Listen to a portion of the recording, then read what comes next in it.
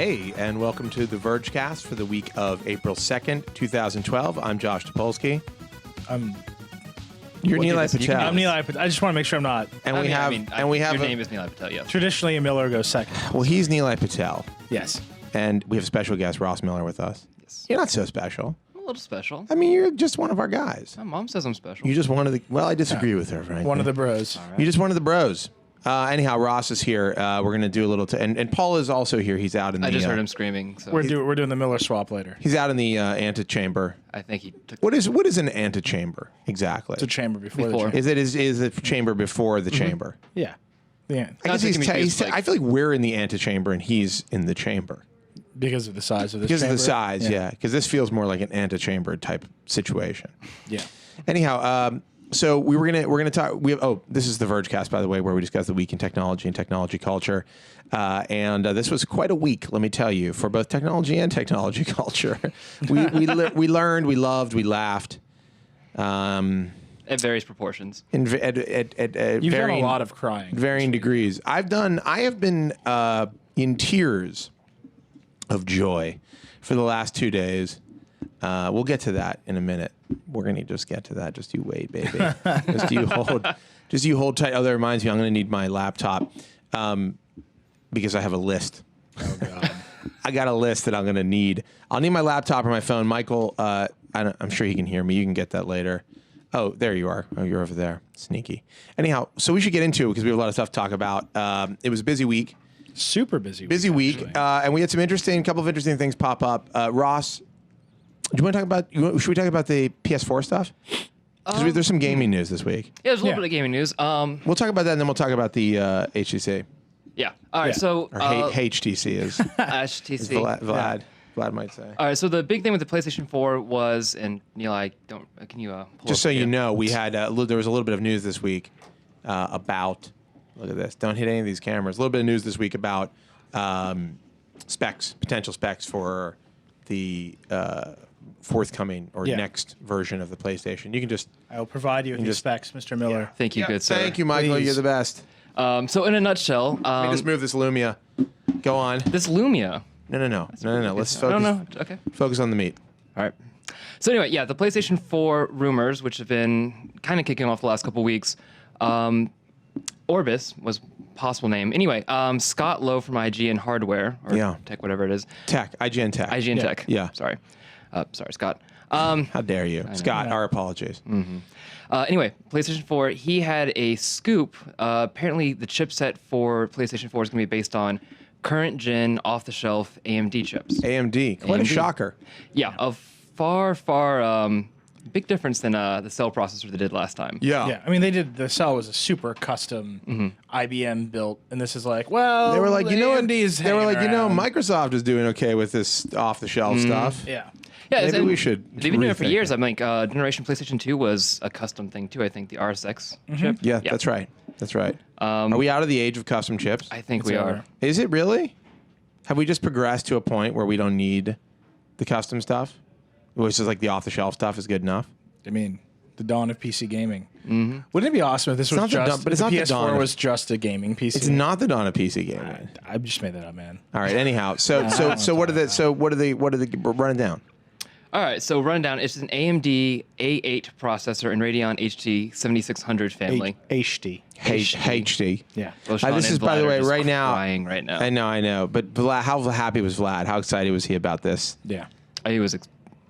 Vlad and Sean are GPU bros, as I've taken to calling them. So I mean, you would Really think into this. You would think they'd be happy, but the thing is, I mean, these are current generation processors, and the PlayStation 4 isn't due out for. I mean, it's not even announced yet, so maybe 2 years from now. Very, very unlikely end of next year. Right. So at that point, now who knows how underpowered this is going to be? So we're talking about PlayStation 4 being. Wait, a why are you big saying leap. underpowered? Not necessarily underpowered. I don't understand. I mean, I'm guessing that whatever it's going to be in there is going to be, unless this is all just a red herring. It could be a red herring, but at the same time, I mean, this could be.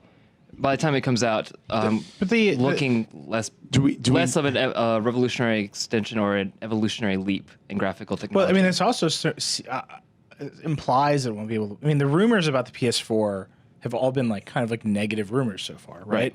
It will have to be on the internet all the time. You won't be able to play used games. Won't play PS3 You games. won't be able to play used games. That's one of the rumors, man. I don't know if it's true, but I mean, these are the rumors. There's that been are a out lot of this rumors thing. around like anti-piracy measures and anti-used games measures. Both. Anti-used games. Yes. Yeah, that's why you have to be on the internet all the time because your games get registered to your account. Is Sony really for real with that kind of stuff? There's no doesn't way. that sound like- that sounds like used the game worst of market. I mean, it Sony. sounds like Sony. Don't get me wrong. I And mean, you've seen things like that before, like Mortal Kombat. You need a multiplayer pass. I think Mass Effect 2 and 3. Yeah, all the EA games you can't get online unless you buy the code. Which, it's awful. I mean, well, it's really been working out for them. yeah, but I mean, it'd be kind of insane if they put this thing out and it's completely locked down and you can't play PS3 games. I just don't. I mean, I feel like Sony's got to learn, right? They got to be learning from their mistakes. Don't they want to be on the cutting edge of this thing? Well, I mean, the other thing is like so many games are moving to download anyway. There's no used game market for that. Well, that's true. Yeah, but Sharing games. it's all over, man. Share my game. But I mean, so .com. on that note, think about like the Vita. The Vita, you know, it locks your account to each hardware, so you can't even share that. So I think that's just the way it's going. Pretty soon they're going to have a fingerprint scanner on there, and if somebody else tries to play the Vita, Yeah, the next Vita 2, that's like the back of the Vita.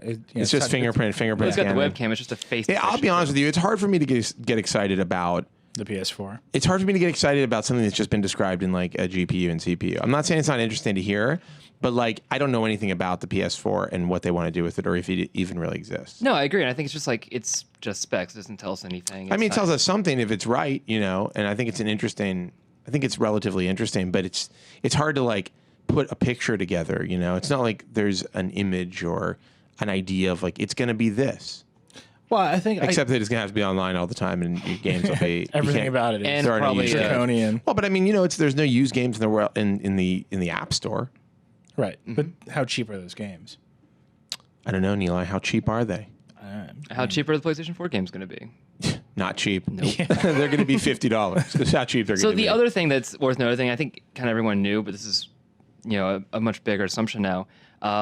No backwards compatibility if it's an AMD chip. Yeah, But I mean, like, I think that was kind of a given. I just feel like, I mean, maybe they're thinking we'll just have a whole new generation of buyers, like a whole new generation of users. It does seem though, if you have a PS3 and you buy the PS4, you're going to want to be able to do something with those games, and not have to. Maybe they'll have a thing where you'll have a code or something. Or maybe they'll do, you know, they did a bunch of HD remakes of HD. yeah. Oh, wait, so, right, what so I'm you can saying- buy them again. Yeah, so you'll have. Yeah, that's No, what, no, no. HHD. Right. No, but I guess if there's no compatibility, I don't even know what I was thinking. I was like, yeah. oh, it's all internet. There's no drive, but that is not true because they're obviously going to have a Blu-ray drive in it. But no, but then backwards compatibility would obviously be an issue. It's a totally different processor. No, it's very, you know, and what's weird is that we've also heard that Microsoft is considering like these very similar chips for whatever the next Xbox is. AMD. Yeah. Yeah. It's definitely been out there. Could this be the rebirth? The rebirth. AMD rebirth? Yeah. Well, nothing else we tried worked out, so we make chips for the Xbox. We're now Not actually a bad video- place to be. No. If AMD was making chips for the PS4 and the 720 or whatever they're calling the Yeah. next Xbox, I think it'd be a pretty good place for them to be. Oh, Yeah. sorry. The Durango is the. Oh, supposed Durango? name. Yeah. That's also the name of a Dodge. Yeah.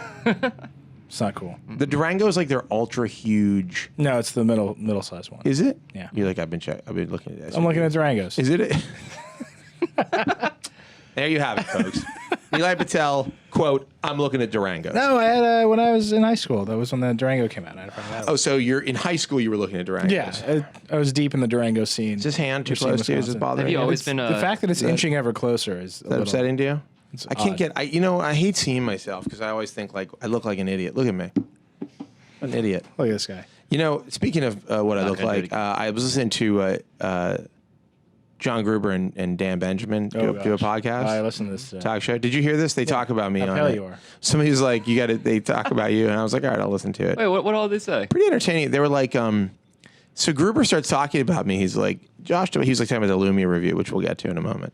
He's like, and he just stops over. He's like, he's a very. Next on he's the news. it's like the first thing he thought of after thinking of me was how pale I was because he stops himself and he's like, he's a very pale man, by the way. Yeah. Have you ever seen him in person?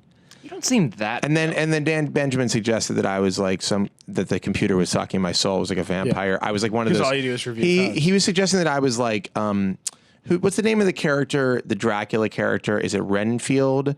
Who's like his like a servant? Yeah. Who like I think he also drinks from maybe as like kind of backup, but doesn't kill him. So you're not yourself a vampire. You are the person. I'm like the person, and the vampire is the computer, and it's sucking because I'm always at the computer writing scathing reviews. Anyhow, it's not completely untrue. I just want to say More of a stat. It's nice that they acknowledge you're a vegetarian. You couldn't be a vampire. Right. You're just the computer. Well, I mean, drinking blood versus killing something. I mean, if you could drink without killing. You think you do it? No, Ross, I need to consult with you later on. I think it's time for about the other something Miller. at my house. We should talk about these phones. Yeah, let's talk about the HTCs. A lot of. We're not talking about the One X and the One S. Or should we talk about them? Talked about them. Okay. Well, we reviewed the One X and the One S. We did. What did you think of them? I played with the One X. I have the One X out there right now. I really like the hardware. I really love the screen. I'm not like a Tegra guy. I mean, I'm not like a Tegra guy. well, the Tegra situation is like, certain apps aren't available. I don't like anything where you can't get certain apps, right? Right. The majority of phones are Qualcomm chipsets. The majority of Android phones that are out there. Well, no. The only reason for that is because the majority of phones that we look at that we're into are LTE devices. No, but many of them are. Right, but There's not a bunch of Tegra devices. The Tegra chips in the States, because the Tegra chips don't support LTE yet. So all the high-end Android phones. Right, but there's a lot. But there's other phones that are not Tegra that are not LTE. Yeah, but they're almost all in Europe. Anyhow, the point is, I think there's a lot more Qualcomm phones out there than NVIDIA Tegra powered phones. And Tegra they have their own games, and Qualcomm has their games. Anyhow, so I found that a little bit annoying. But so I really love the phone, except for Go on. Sense is terrible. I think it stinks. Even after all the calm down. Yes, I think it stinks. I hate it. I mean, I really don't like it. And I feel bad because I know HTC works. I'm apologizing to you, HTC, but like. It just doesn't. It ruins ICS. ICS is really good on its own. It doesn't need. It doesn't need to be like jacked up with Sense. Right. It just doesn't need it anymore. So are you putting a different thing on instead of Sense? Are you putting a different like app launcher or something? Well, I put a skin on, but I put it like the Apex launcher. But I'm. Let's put it this way. At this point, I would be hesitant about. I'm just for me hesitant about buying the One X. Because of the lack of stock ICS. Now, what if it had a kickstand? Or different story. Oh, I should say you could put it in micro. I should say just really quickly the One S. Yes. Which I also looked at. I didn't review. I mean, I didn't review either of these phones, but I kind of looked at it and worked with the guys who did. The One S is great. I mean, it's a really beautiful form factor. Hold on, let me finish. It's a really beautiful form factor. I think. Nice construction. I have the one that's it's like black to gray gradient, which is cool. Like nobody's doing anything. One thing I'll say, like between the Lumia and the One X and the One S, like we're starting to see a little bit of like playfulness happening in design on phones, which I think is really great. Because like I'm tired of looking at phones that are just like black slabs. It gets a little old. But the One S, great performance, killer performance on the One S, very fast. Screen kind of sucks though. It's a pen-tile display, and the comparison between the One S and the One X screen that we have, and I think it's in the One X review. Yeah, is it? It's in both of them actually. Crazy different. Hey man, look, Here we go. I took so much crap for calling the Razer screen bad because it was. Did you take crap for it? Oh my god! How much crap in relative to like relative other to crap? this? Relative to a Lumia situation. Relative to a Lumia review, how much crap did you take? Don't talk to me about crap. I'll let you know when you're taking crap for something. Relative to the Blue Monster here, not a lot of crap. But I took a lot of crap. No, I mean you hate pen-tile screens. I don't think anybody should buy a phone. Well, I'll be honest with you. Even though the Galaxy Nexus has a pen-tile display, I still might be leaning towards it over. I'm saying because of the we had this conversation because of the software, and I mean honestly, like. But that's just software. But the One X will be LTE on AT&T. With a different, we didn't review the AT&T version. We reviewed, So I mean that's like a powerful concoction. I think what HTC needs to do. And I've said this before, boot up the phone, first boot, give me an option. You can load stock ICS 4.0 for whatever the most recent version is, or you can load, whatever it is with Sense. Getting some mentions here. You can load up Sense. Take your pick, and if you want to change that, you have to, reset the phone and do it again. If they did that, I mean, honestly, if they did that, like the One X might be the best smartphone on the market right now, in my opinion. It's really good. Yeah, I mean, the hardware is great. Battery life seems decent. The camera's decent. I mean, it's good. It's not like, wow, this is the greatest camera in the world. I didn't think the macro performance was that good on the One X, surprisingly, because it's actually got like a pretty. I mean, they're really stressing that. They're stressing like how good the camera is, and it's got like it's a pretty large camera. Right, and the colors actually look. It looks good. Not washed out. It looks good. Like I was a little disappointed by the macro performance, but that's like neither here nor there. At the end of the day, I mean, you don't need to have an awesome. Well, I personally have a crush on macro. Yeah. Crush on Macro, by the way, amazing name for an album of dance music No. that was made totally autonomously by AI. Macro Crush. No, Crush on Macro. Crush on Macro. Yeah. You heard it here first. Dropping in late 2012. Crush on Macro. But anyhow, it would be very, very good with stock ICS. I wish I could experience it. I don't want to hack the phone. I don't want to like root it. I don't want to flash it. I just want it to have You don't stock put ICS. Virtuous Inquisitor. I don't want to put Virtuous Inquisitor 4 on there. I just want to buy it, turn it on, get stock ICS, which is so good and I really like. It's blazingly fast. I mean, I will say like the performance of like just like the keyboard, for instance, in comparison to the Galaxy Nexus, which I think has very good performance, versus the One X. It's like everything just feels like way faster. Like if there was any hint of any kind of momentary, if you ever feel any hint of like momentary delay or anything, like it's not there at all on the One X. It's it feels very powerful, but I just cannot get past the Sense stuff. That's one man's opinion. No, Mike, I will say Chris reviewed the phone for us, and he had the same kind of. hold on a second, Michael. What's this drink status here from me? That's why you interrupted. Stop me. Yeah, I'm everything. sorry. I right just now. realized, like, I was just sitting here thinking, like, God, I need. I'm so parched. What do I need? Huh? Blood, Can't, it's baby. vegetarian. I might need something I stronger. already invited Ross over for a very important private I meeting. think you meant the other Miller. Whatever, it doesn't matter. Can I just say one thing All the about same to Pentel me. screens? Just a meal to me. Can I? Yes, I think Pentel screens are like the new resistive. they're the touchscreen. devil. I wouldn't go that far. No, they are. They The are. resistive They are touchscreens like bad. impeded your ability to like use a device. Pentel just screens, doesn't look that they good. show. There's nothing. The phone is just a screen. If you have a bad screen, It's got those buttons. You're Oh, that's the ruining- other thing I didn't like about the One X is that it pops up this weird, because it has hard buttons. Right. It gives you this weird menu button that occupies like where the rest of the soft buttons would be. It's just this long line with the 3 dots in it. I don't understand why they didn't just add a menu key. yeah. Like they already are building them with 4 buttons. We know that it can run on a device with 4 buttons, like the Nexus S. Yeah. So why not just put the menu key on there if you have to do a soft menu? That doesn't make any sense. Am I crazy? Am I? Nice. All right, you want to talk about what Sprint did? Yeah, so basically you take the One X. So what Sprint did is they had their own variant of the One X. They do not want it called the One X. No, It's they different. don't want one in there at all. No, they don't.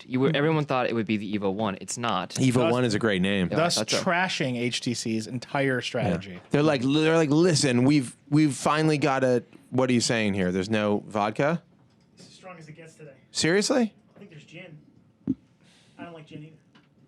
What's wrong with gin? Are we It's really too- grinding it's too- this to a halt for a gin It's too conversation? flowery. Did you start this for me again? Yeah. Wow, so cool. You're so cool. Well, I'll take it. I mean, I know there's a beer in that fridge. It's a cider. It's a cider. Cider. What is going on here? I checked. What is happening? What kind of cider? Yeah, Ross is like, I'm in. It says it's I like cider. Do you want cider? Everybody's I'm good. I actually like water. You know what? Listen, but- bring me a little gin. I mean, whatever. I need it. What are you Michael. gonna do for what's about to happen? 2 gin. 2 gin 2 gin. 2 gin. and 1 cider. Why not? Okay, great. This is gonna be all wrong. This is going to be all wrong. It's gonna be we're gonna be saying things we don't mean, meaning things we don't say. Yeah, it's gonna be. I don't even know what that means. There you go. It's already begun. Hope you're happy. yeah. I'm talking like Regis Philbin. All right. suddenly. All right. So yes. all right. So the HTC you go has to a party. HTC trashes. They were like, we have this great You were at a brand. party. They were. Hold on. Wait a second. Wait. Hold on. David went to the about the party. name. About the name. HTC finally has kind of gotten away from these scattered. They really have. They're trying to unify They're their trying to brand with focus. one, and it's good. Yeah. The One X. It means things. It's not bad. I can live with that. the 1X, the 1S, the, The one. I mean, One X and One What's S left is a of the little. 1L or V. 1B. I mean, I will say the One S and One X is like maybe it should have been the One I don't Didn't know, rhyme. like the 1A and the 1X. Sure. Okay. Because like 1S and X are so close. Anyhow, I'm nitpicking, which is kind of my specialty.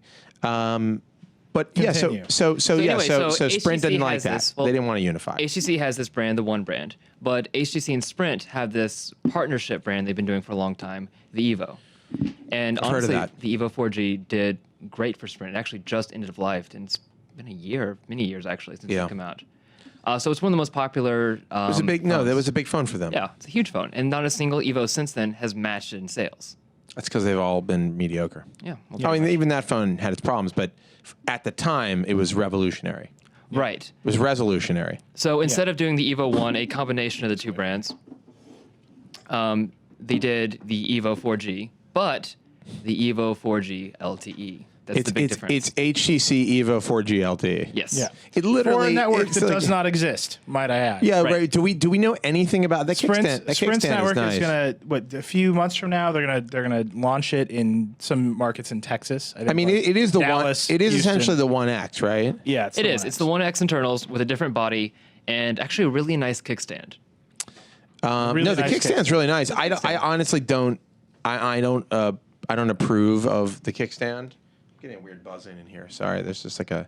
At first, I thought it was like a mosquito inside the cone here. It's just your conscience. No, it's a buzzing. It's fine, guys. Don't worry. Don't all get up to fix it. No. Single Literally, person. no one's even paying attention. Single. No, it's fine. But what was I saying? Oh, the kickstand. I don't Kickstand. approve of the. I don't approve of a kickstand. I don't think it makes Of this any- kickstand or the idea any of kick. kickstand? I don't like the idea of kickstands. Why not? yeah. I just don't. like the what do you- Evo trademark. I don't know. What are you doing? You're on a plane and you're going to watch a movie on your phone, but you're going to put it like 4 feet away from you, like on a kickstand. You could. Or you put it on your desk and I you've make got a good point. notifications. I make Yeah. a good point. Where? Okay, on my desk. Okay, here's the where am I putting it? Yeah, use Here? Lumia as an example. This is how far. This is how far away I'm watching something. No, This- watch like you get blips, like you get text messages or other notifications. You don't just put your phone next to your desk and just like watch it all day for like, So that's what you do all day.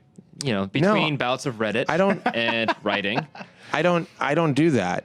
and more Reddit. Yeah. More Reddit. That's what you're watching notifications on it. Yeah. I think you can do it just like that, and it's pretty much the same Yeah. thing. Like, how much more do you have to tilt your head now? Let me see here. This. Hold on. Okay. So you are Or fundamentally this. against No, the I don't idea. have to tilt. Don't even actually have to tilt my head at all. I just actually can keep looking in the same place. It's not that you're Yes. like ambivalent toward the idea of kickstands. You want them gone. You just don't think they're cool. If I could make one thing happen in my lifetime, Just one. it would be to just one. It would be to eradicate the use of kickstands on anything, phones, bikes.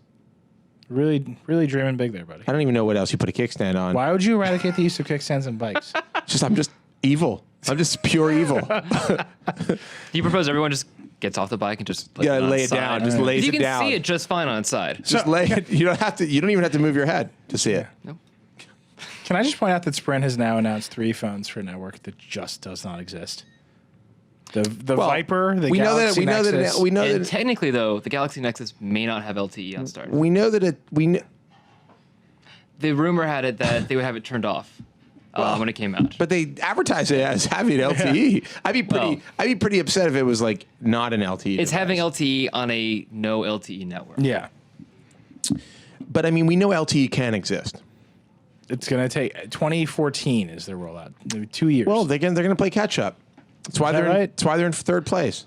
They have a coverage map for like I think end of this year. That's a no, little sparse. the coverage map was the end of 2013, and then the full thing was 2014. I feel bad for Sprint. They really tried to make a go of it with WiMAX. I mean, they are. It is the beta. It is the Betamax of our generation, as is HD DVD. We have 2 Betamaxes, really. Right. I mean, format wars go as far and wide Well, as no, spectrum. too. I can. Now, what is this? Gin or vodka? It's gin, straight up. What kind? Sapphire, Bombay. All right. thingamajig. Sapphire, Bombay. thingamajig. I think it's Bombay Their new- Sapphire. Thank you. Cheers. Wow, just Great. a lot of ice Not rattling in really microphones right Not now. a big fan of gin. Just see in if I case can- anyone There's just just a lot of. listening. I mean, this sounds like a not soda watching. commercial right now. Everything that's happening in my headphones. Thank you. Hold on a I second. was waiting for it. But there's one thing that actually made Paul very excited about the phone. Paul Miller. Wait. Paul Miller. Okay, go ahead. I wanted to say something about LTE, but Go ahead. Say something and about that- that. Either one of you can talk. Go Ross, ahead. you say your happy thing, and then I'll say my sad thing. Okay, the happy thing, well, happy and sad thing. We'll go back to the your Bittersweet. sad thing. Bittersweet. It will be the first phone on Sprint to have HD voice. Yeah, I know. Paul was Oh, super right. stoked about this. We have a test of the HD Yeah, voice. We do, except nationwide HD voice isn't rolling out until the end of the year. What?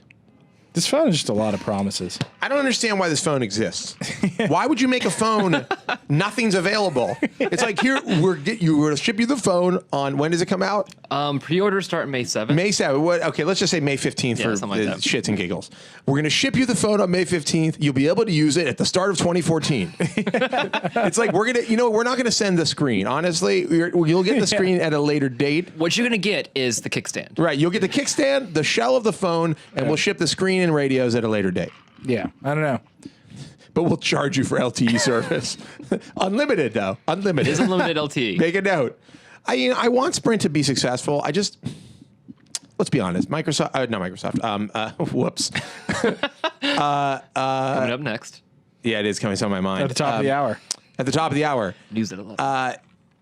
Verizon, sorry, I was thinking of another monolithic company. Verizon and AT&T are not making it easy for competition. I mean, they're just really not. Why would they? They're a monopoly, so they're not going to help anybody out. And Sprint kind of had its... Well... I mean, they bet on something that was not a thing. So this is what I was going to say. Yes, please do. This is kind of what happens when we have a wireless market that is like completely left alone. A free market. It's a problem. But it's not a free market, right? Because Sprint's whole bet was that they could go to 4G first with WiMAX, that more people would come to them because they had WiMAX, and that they would then get the purchasing power for these phones that they don't have. That didn't work out. I'll tell you what would have been amazing: a WiMAX So iPhone. because of this, 4S. Right, but like because Been a real edge. because WiMAX wasn't adopted around the world, because only in Korea, as far as I remember, because it wasn't adopted around the world, because Sprint never got big enough to have the purchasing power. I mean, literally, the chipsets never got there, the phones never got smaller, the battery life never got better, and now Sprint is dying. They're dying to catch up to AT&T and Verizon. I wouldn't say they're dying. They did make a hell of a deal with the devil. Devil replaced here with Apple. I mean, dying to catch up Dying to catch up. is right. But they're struggling. I mean, They are. Sprint has, They're not. Well, they're not going to. I mean, Dan Hesse, I would give Dan Hesse 20 months, 18 to 20 months What are you to saying? prove it. Really? Yeah. You think he's out? under a lot of pressure right now to make this thing work. And Ross is right. They made a huge deal with Apple on betting on a they 3G phone on their network. Yeah, they definitely- Which everyone who gets that phone on Sprint complains that it's slow. They definitely made a. Because Sprint's CDMA network is super slow. They definitely made a very big deal that is a pretty hard sell in the grand scheme to most end users. I mean, users.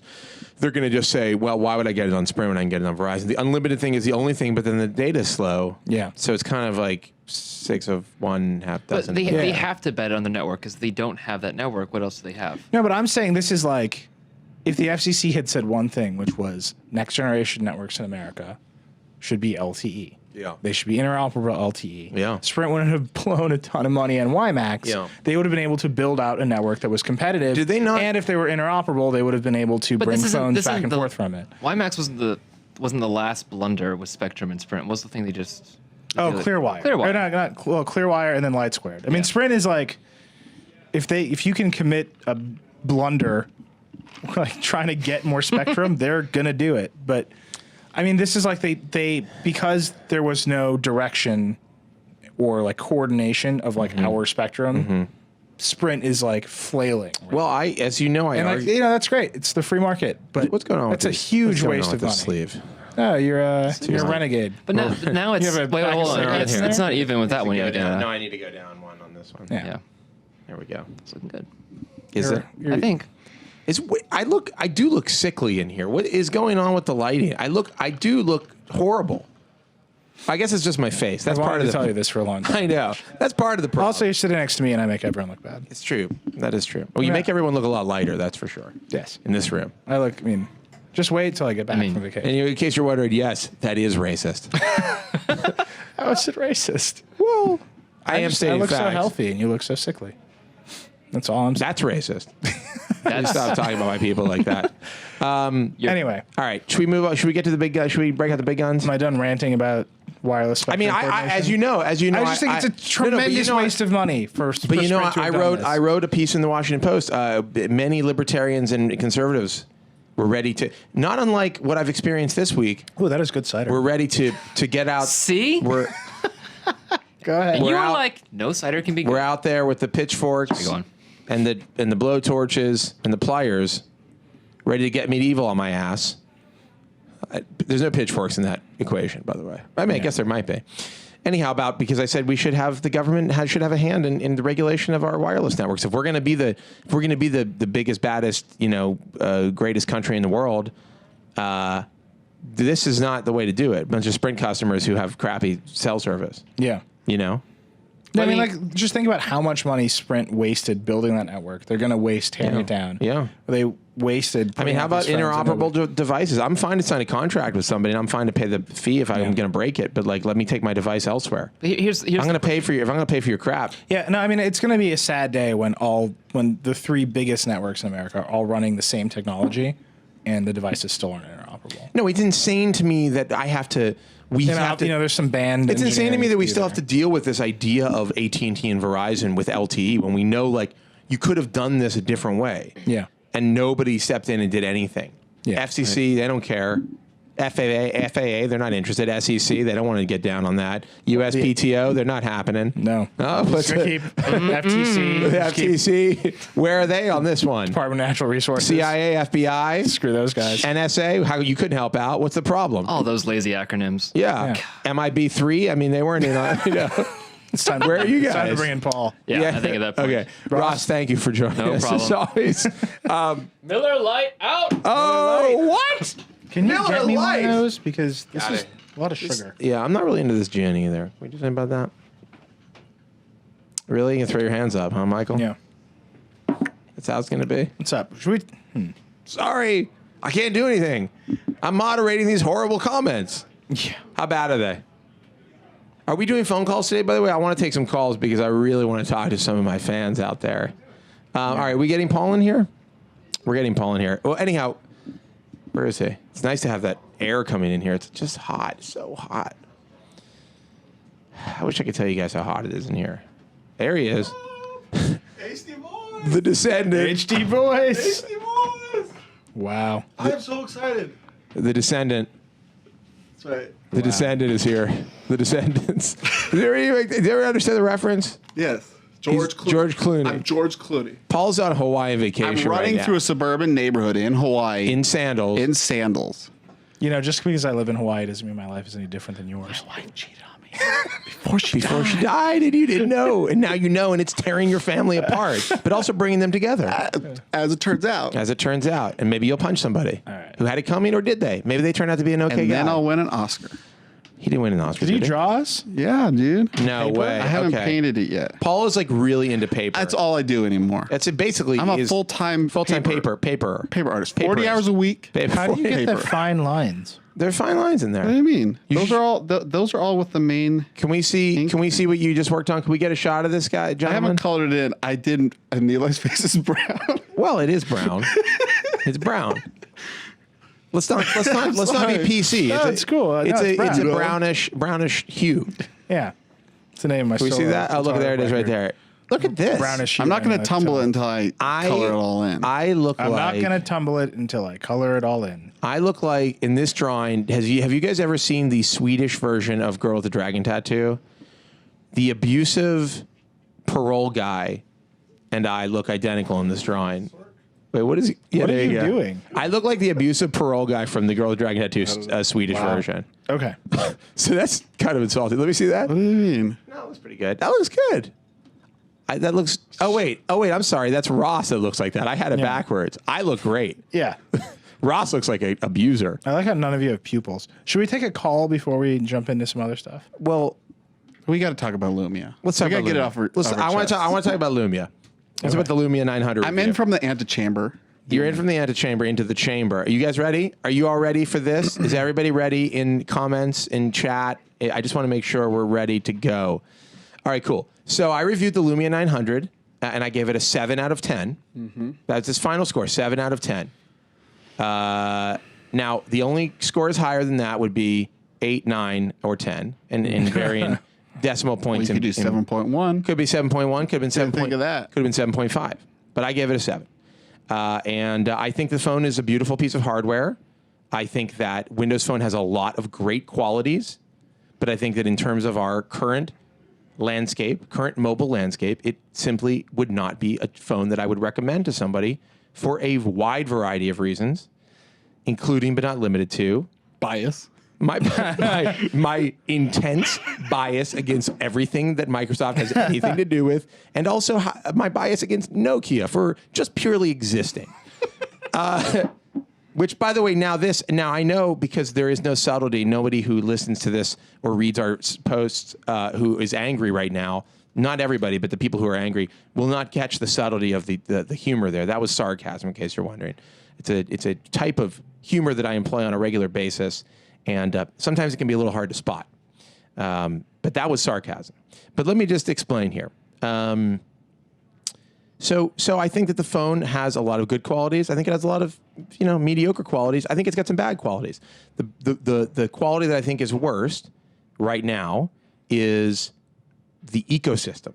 That's what I give the lowest rating to. Yeah. Right. But I think there are problems with the software itself. And I mean in comparison to the rest of the mobile landscape, this is where I feel this product is. And anyhow, if you read my review, you'll see it. It's a 3,000-word review. I spent a lot of time on it. And I spent a lot of time with the phone. And I'd like to address a couple of things.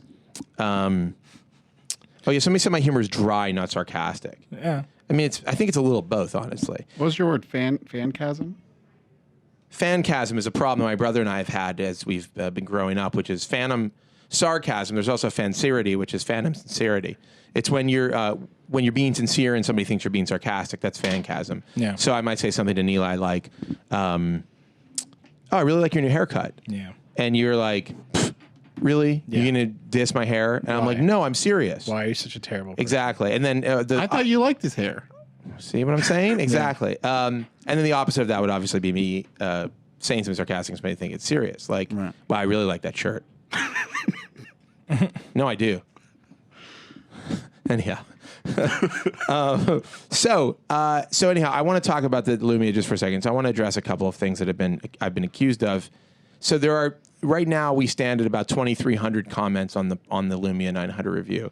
Have you read every single one? I've read most of them, which was a mistake, the worst mistake of my life. There's probably about, I don't know, 25 different forum posts about it. God. What? Something happening? No, I'm just ready for this. So I just want to go through a couple of things that I've been accused of. And by the way, I'm not going to say this list is complete. I have a few things that I've been accused of, a couple of things that are happening in the universe of the Lumia 900 review, and then just a few quotes from comments. Yeah. And I don't think they're the best, and I don't think that I'm hitting all of the points. But I just thought I would address them one by one here on the Vergecast, and then we'll take some calls. And I do want to hear from people who believe that I have You want to suffer the slings that I have engineered this review to hurt you personally. So the first one is I don't understand Windows Phone. This was a common comment that I saw. That I didn't know it well enough, that I'd never used it before, this gets into other stuff, but that I don't know how the services work. Now I will say it's true. We a few months ago we had a talk, and I wasn't aware that there's some free Office products. What's happening? You just want to play with it? There are some free Office products. I was talking about Google Docs and the competitiveness with Microsoft's online products. But so I will admit that I do, like for my online docs, I don't use a Microsoft product. I use Google. But just so you know, just so you guys out there know, I'm very familiar with Windows Phone. In fact, I'm very familiar with all platforms because it's part of my job. And you think that I'm an Apple fanboy, but when I was growing up, I used to build PCs, and I was a Windows user. And I switched when I was, in my teens, late teens. I, switched to Mac. I'd had some Macs here and there, but I switched over fully after a number of frustrating experiences with Windows, which I'm not going to delve into right now. But you don't really know anything about me. That's the thing. The people read. You don't know me. The people reading these reviews don't know anything about what I know. And I can just tell you this: I know a lot more than you about technology. I just know Josh Topolsky, internet I celebrity. mean, I hate to rain on your frequent parade. guest on the Jimmy Fallon show. I hate to rain on your parade, but I know a lot more than you do about technology, and I've been living with technology for a lot longer than you have, probably. And I may not know as much about you're gonna regret. You think you've regretted statements you've made before in your life? What? Making the statement, I know a lot more than you about technology. Yeah. That is gonna haunt you for the rest of your career. When the people who've worked with technology for years and run or been part of How long have you been doing this job? 5 years. Yeah. So 5 years of playing with There's every people that are listening to the podcast. No, that's fine. Ed Bott maybe knows more about technology. Walt Mossberg may know more about technology than I do. You know, I'm sure there are people who know more about technology than I do. But I've spent my life with technology. I've spent my life using different platforms. But I've spent the last 5 years of my. Have they spent the last 5 years of their life reviewing every piece of technology that comes out and looking at it and reading about it and writing about it? Because if you have, then let's talk. But if you haven't, like, you know, you don't. The point I'm making is you don't know what I know. I'm not saying you and I don't know the same things. I'm saying that you are not aware of the things that I know. They don't know your personal You don't know contact. who I am. You don't know my personal contact. That's a safer statement. That's the statement I'm making. I'm not saying that you don't know as much about technology as me. So many regrets. Whatever. My point, the reason I'm saying that is my point is, like, there are definitely people who know more about technology than I do. Oh, really? No, there's no question. Okay. No question. Good. But I think that many of the people make an assumption about what I know about technology. Right. And the truth is, like, many of those people, I know a lot more about technology than you do. I'm not saying that every person. No, but I don't think that's a good way to go about. well, but it's true. It is true. That's why I do the job that I do. And if I didn't, then I would do a different job. And I think they would have my job. Anyhow, following that logic, I'm blaming this on the gin, by the way, because that logic didn't make any sense. No, not at all. My point is, and by the way, I have a lot more to go through. The people who read my review have no idea what I know about technology, and they don't know what I do and what I've used. And so, like, it's a real problem that you think you do know because you don't. And so that's, like, one of the things that I thought was, like, personally very annoying, which is the assumption that you think you know who I am and what I do and what phone I use. You think you know I'm an Apple fanboy, even though I use a Galaxy Nexus as my phone. And, like, you think I've lived my life evangelizing Apple when you know nothing about me as a person. And I find that offensive. And my job is to review these devices. Like, that's part of my job. And I think I do a pretty damn good job at it. And it bothers me that it's not that you would disagree with my review, because I actually welcome people who disagree with what I say. I like debating. I like conversations. Have you heard our podcast? Have you heard it? But what I don't like is when people make assumptions about me based on nothing, based on bullshit. You know? All right, so let me go down the list. That was number one, by the way. No, I don't understand. I don't understand where it goes. This is a long No, list. it's fine. Personal hatred of Microsoft. Uh-huh. People think I have a personal hatred of Microsoft because I made a joke I don't like Windows and I don't use it. And I've said that. I illustrated this point. Did you? Let's see this. I like this. I like the way Windows. It's a It's a bottle of poison. It's a bottle of poison. So what I said was, and by the way, I don't remember the exact statement, but it's recorded so we can listen to it at some point. But I'm pretty sure my exact statement was, using Windows feels like Windows feels like poison to me. Is I think what I said. It was a joke. I was exaggerating my, like, I don't like Windows and I don't use it, and I was joking about it. I remember the exact context because we were playing with the Lenovo Ultrabook, the orange one, the extremely beautiful one. Mm-hmm. And you said this is beautiful hardware. Yeah. And then you use Windows, and you laughingly said this feels like poison. Yeah. Which was clearly. I mean, we've talked about this a billion times, and I keep making, every time I go into it, I can't help myself from making the same joke.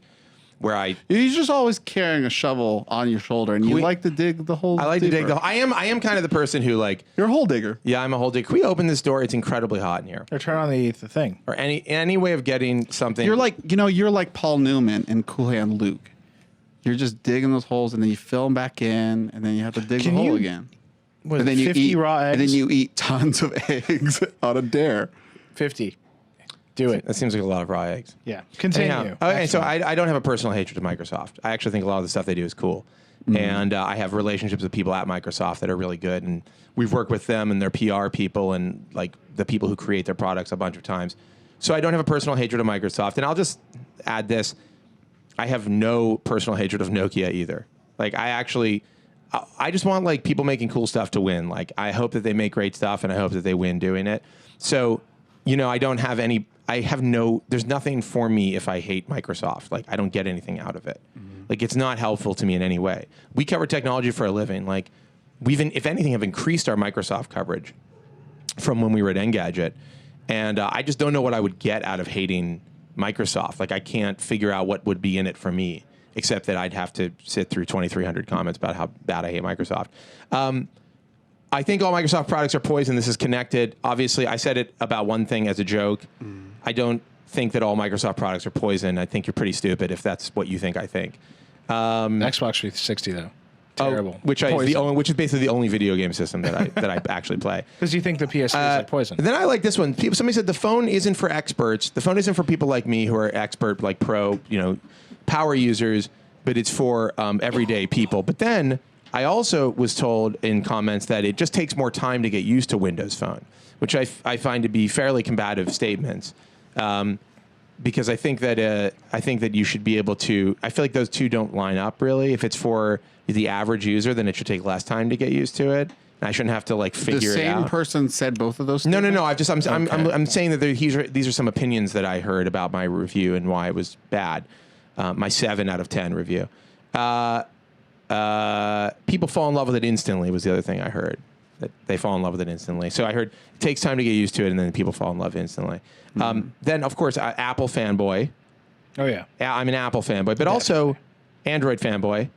Yeah. And apparently, there's somebody said there's a Kony 2012 style campaign. That's my favorite part. That's been started against me. I have no idea what that means. I don't know the extent of that. But I am planning to make several videos.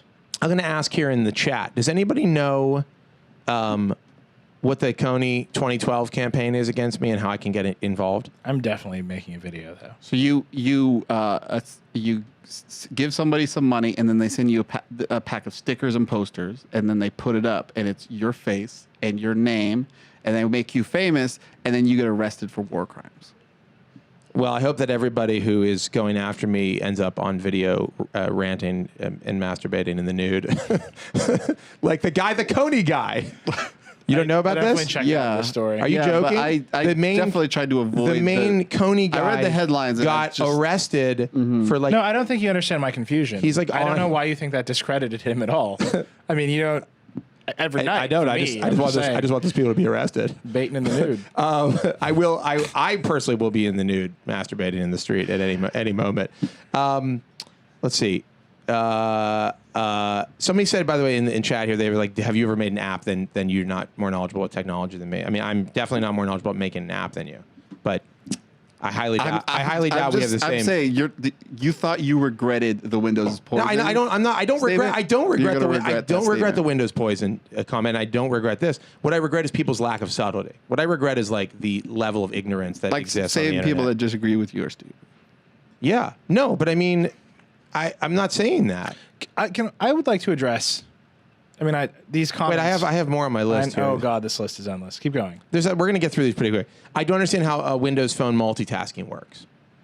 All right. Well, if it's supposed to not work properly, then I guess I don't. If that's what it's supposed to do. I'm just going to push you along. I purposely left out talking about Zune, SkyDrive, and Nokia apps to make the review seem worse. Mm-hmm. No, they're just not that big of a part of who I was reviewing this phone for. That stuff is great, and we've actually talked about it in a bunch of other Windows Phone reviews. You have to remember, this is the same Windows Phone we've reviewed on a number of other devices, and we've talked about stuff, and we did a big look into Mango when it was first available. So in June of 2011. Almost a year ago. So it's not like this is all new stuff that I have to talk about. The Nokia stuff is relatively new, but we talked about it. I'm pretty sure it's in the 710 and the 800. Yeah. Also, the point is, it's can not. I just say this about Zune? Yeah. Because I think we have been kinder to Zune as a service. I know you particularly, Paul, have always had some fondness for Zune. Paul's a Zune user. Oh, dude, I also. But Zune is not a compelling. If you tell normal human beings, we should get this phone because it has Zune, they'll be like, what is that? Here's what you should do. You should get a music service that is slowly losing our label support. Yeah. It has basically lost the support of Microsoft. Yeah. Because Microsoft doesn't do anything with it and only runs on Windows. Yeah. That's what you should do. Meanwhile, there's a bunch of music services that run in the browser on tons of platforms. Yeah. Why I would never recommend Zune over any other music service because of the way it's locked down. As beautiful as I think it is, as the good times I've had with it, Zune times. Anyhow, Sometimes. getting back to my, I'm just saying. back to my that list. Zune is not a point in favor. And I just want to say, some people are mad. I'm playing devil's advocate. I think you're digging a hole by arguing these commenters, but I agree. I'm not arguing with them. I'm just pointing out what I've heard. But I absolutely agree with what you're saying in the review. So let me just a few more here. But I'd like to point out that all three of us, I believe, own Zunes. Like Zune hardware. Well, I was given a Zune. You have a brown one. Actually, I have a limited edition Joy Division Zune. I was gifted a Zune. I actually, I'm just saying, like, I've used it. I'm aware of it as a product. I reviewed the Zune HD and Gadget. That's right. I mean, I've used Zune software and hardware, and I used it. I used it with Windows Phone. It's great. No, it's fine. It's fine. But honestly, like, I use Rdio to listen to music. I don't use iTunes. You know, I use a completely separate third party. Rdio and Spotify are how I listen to music now. So like, it's kind of not even a. I mean, yeah. That's not the point, though. I didn't leave it out intentionally. I just didn't think it was. At best, it's neutral. What I wanted to talk about in the review when it came to software and ecosystem was not that like it had these things like Office integration and Zune integration, which is very specific. What I want to talk about is like in general, if you're a buyer who's going like, oh, a $99 super phone, I think I'm going to spring for this. Like this is who I'm writing to. Like I'm writing to a broad audience. Like our reviews aren't for the specialists. I mean, they are in some ways, but they're also for like a bigger audience. And so, you know, I'm tackling it as what is this like to a million different people. To the list. Okay, I'm going to just try to blaze through these. We hurried the review off of the front page. Oh, no, I'm sorry. Review score is based solely on Twitter apps and Twitter integration. Well, I mean, obviously. It was. We hurried the review off of the front page, which is one that I thought was really interesting. It remains on the front page. It remains on the front page, and it's been on the front page since Tuesday night. Yeah. So it's been like it's 48 hours. It's a long time, and it'll probably go through the weekend. We'll probably leave it up there. So I mean, that's just how we work. It's a fast news cycle. But I'm saying, I think it's been on there longer than the One X. We actually brought the One X back up today. Yeah. Because it had gone off, and we brought it back. Yeah. So you know, that's anyhow. It's just funny. Like these are the conspiracies. Like there are other conspiracy theories I didn't go into, but I kept Vlad / Tom Warren / Chris from reviewing the phone because they would have given it a fair shake. Or they would have been more fair to it than I was. This is actually my favorite criticism. Well, there's two things that are wrong with this. Yeah. If you're right that I'm biased, well, then I shouldn't be doing my job. If I actually have like a bias that would make me review a product badly, then I'm really in the wrong profession, and I don't have a bias. Like, I just don't. You know, it's a fact. I actually really, like, when I got this phone, I was so excited about it, and I was like so anticipating. And maybe I didn't articulate this because I said I wanted to love the phone in the review, but I didn't say this like clearly enough. Like, I really love the idea of Windows Phone, and I really love this hardware. And I thought like maybe this will be the one that will like bring it all together for me. It's got like, first off, it's on AT&T. I'm on that network, right? I have a phone on the network.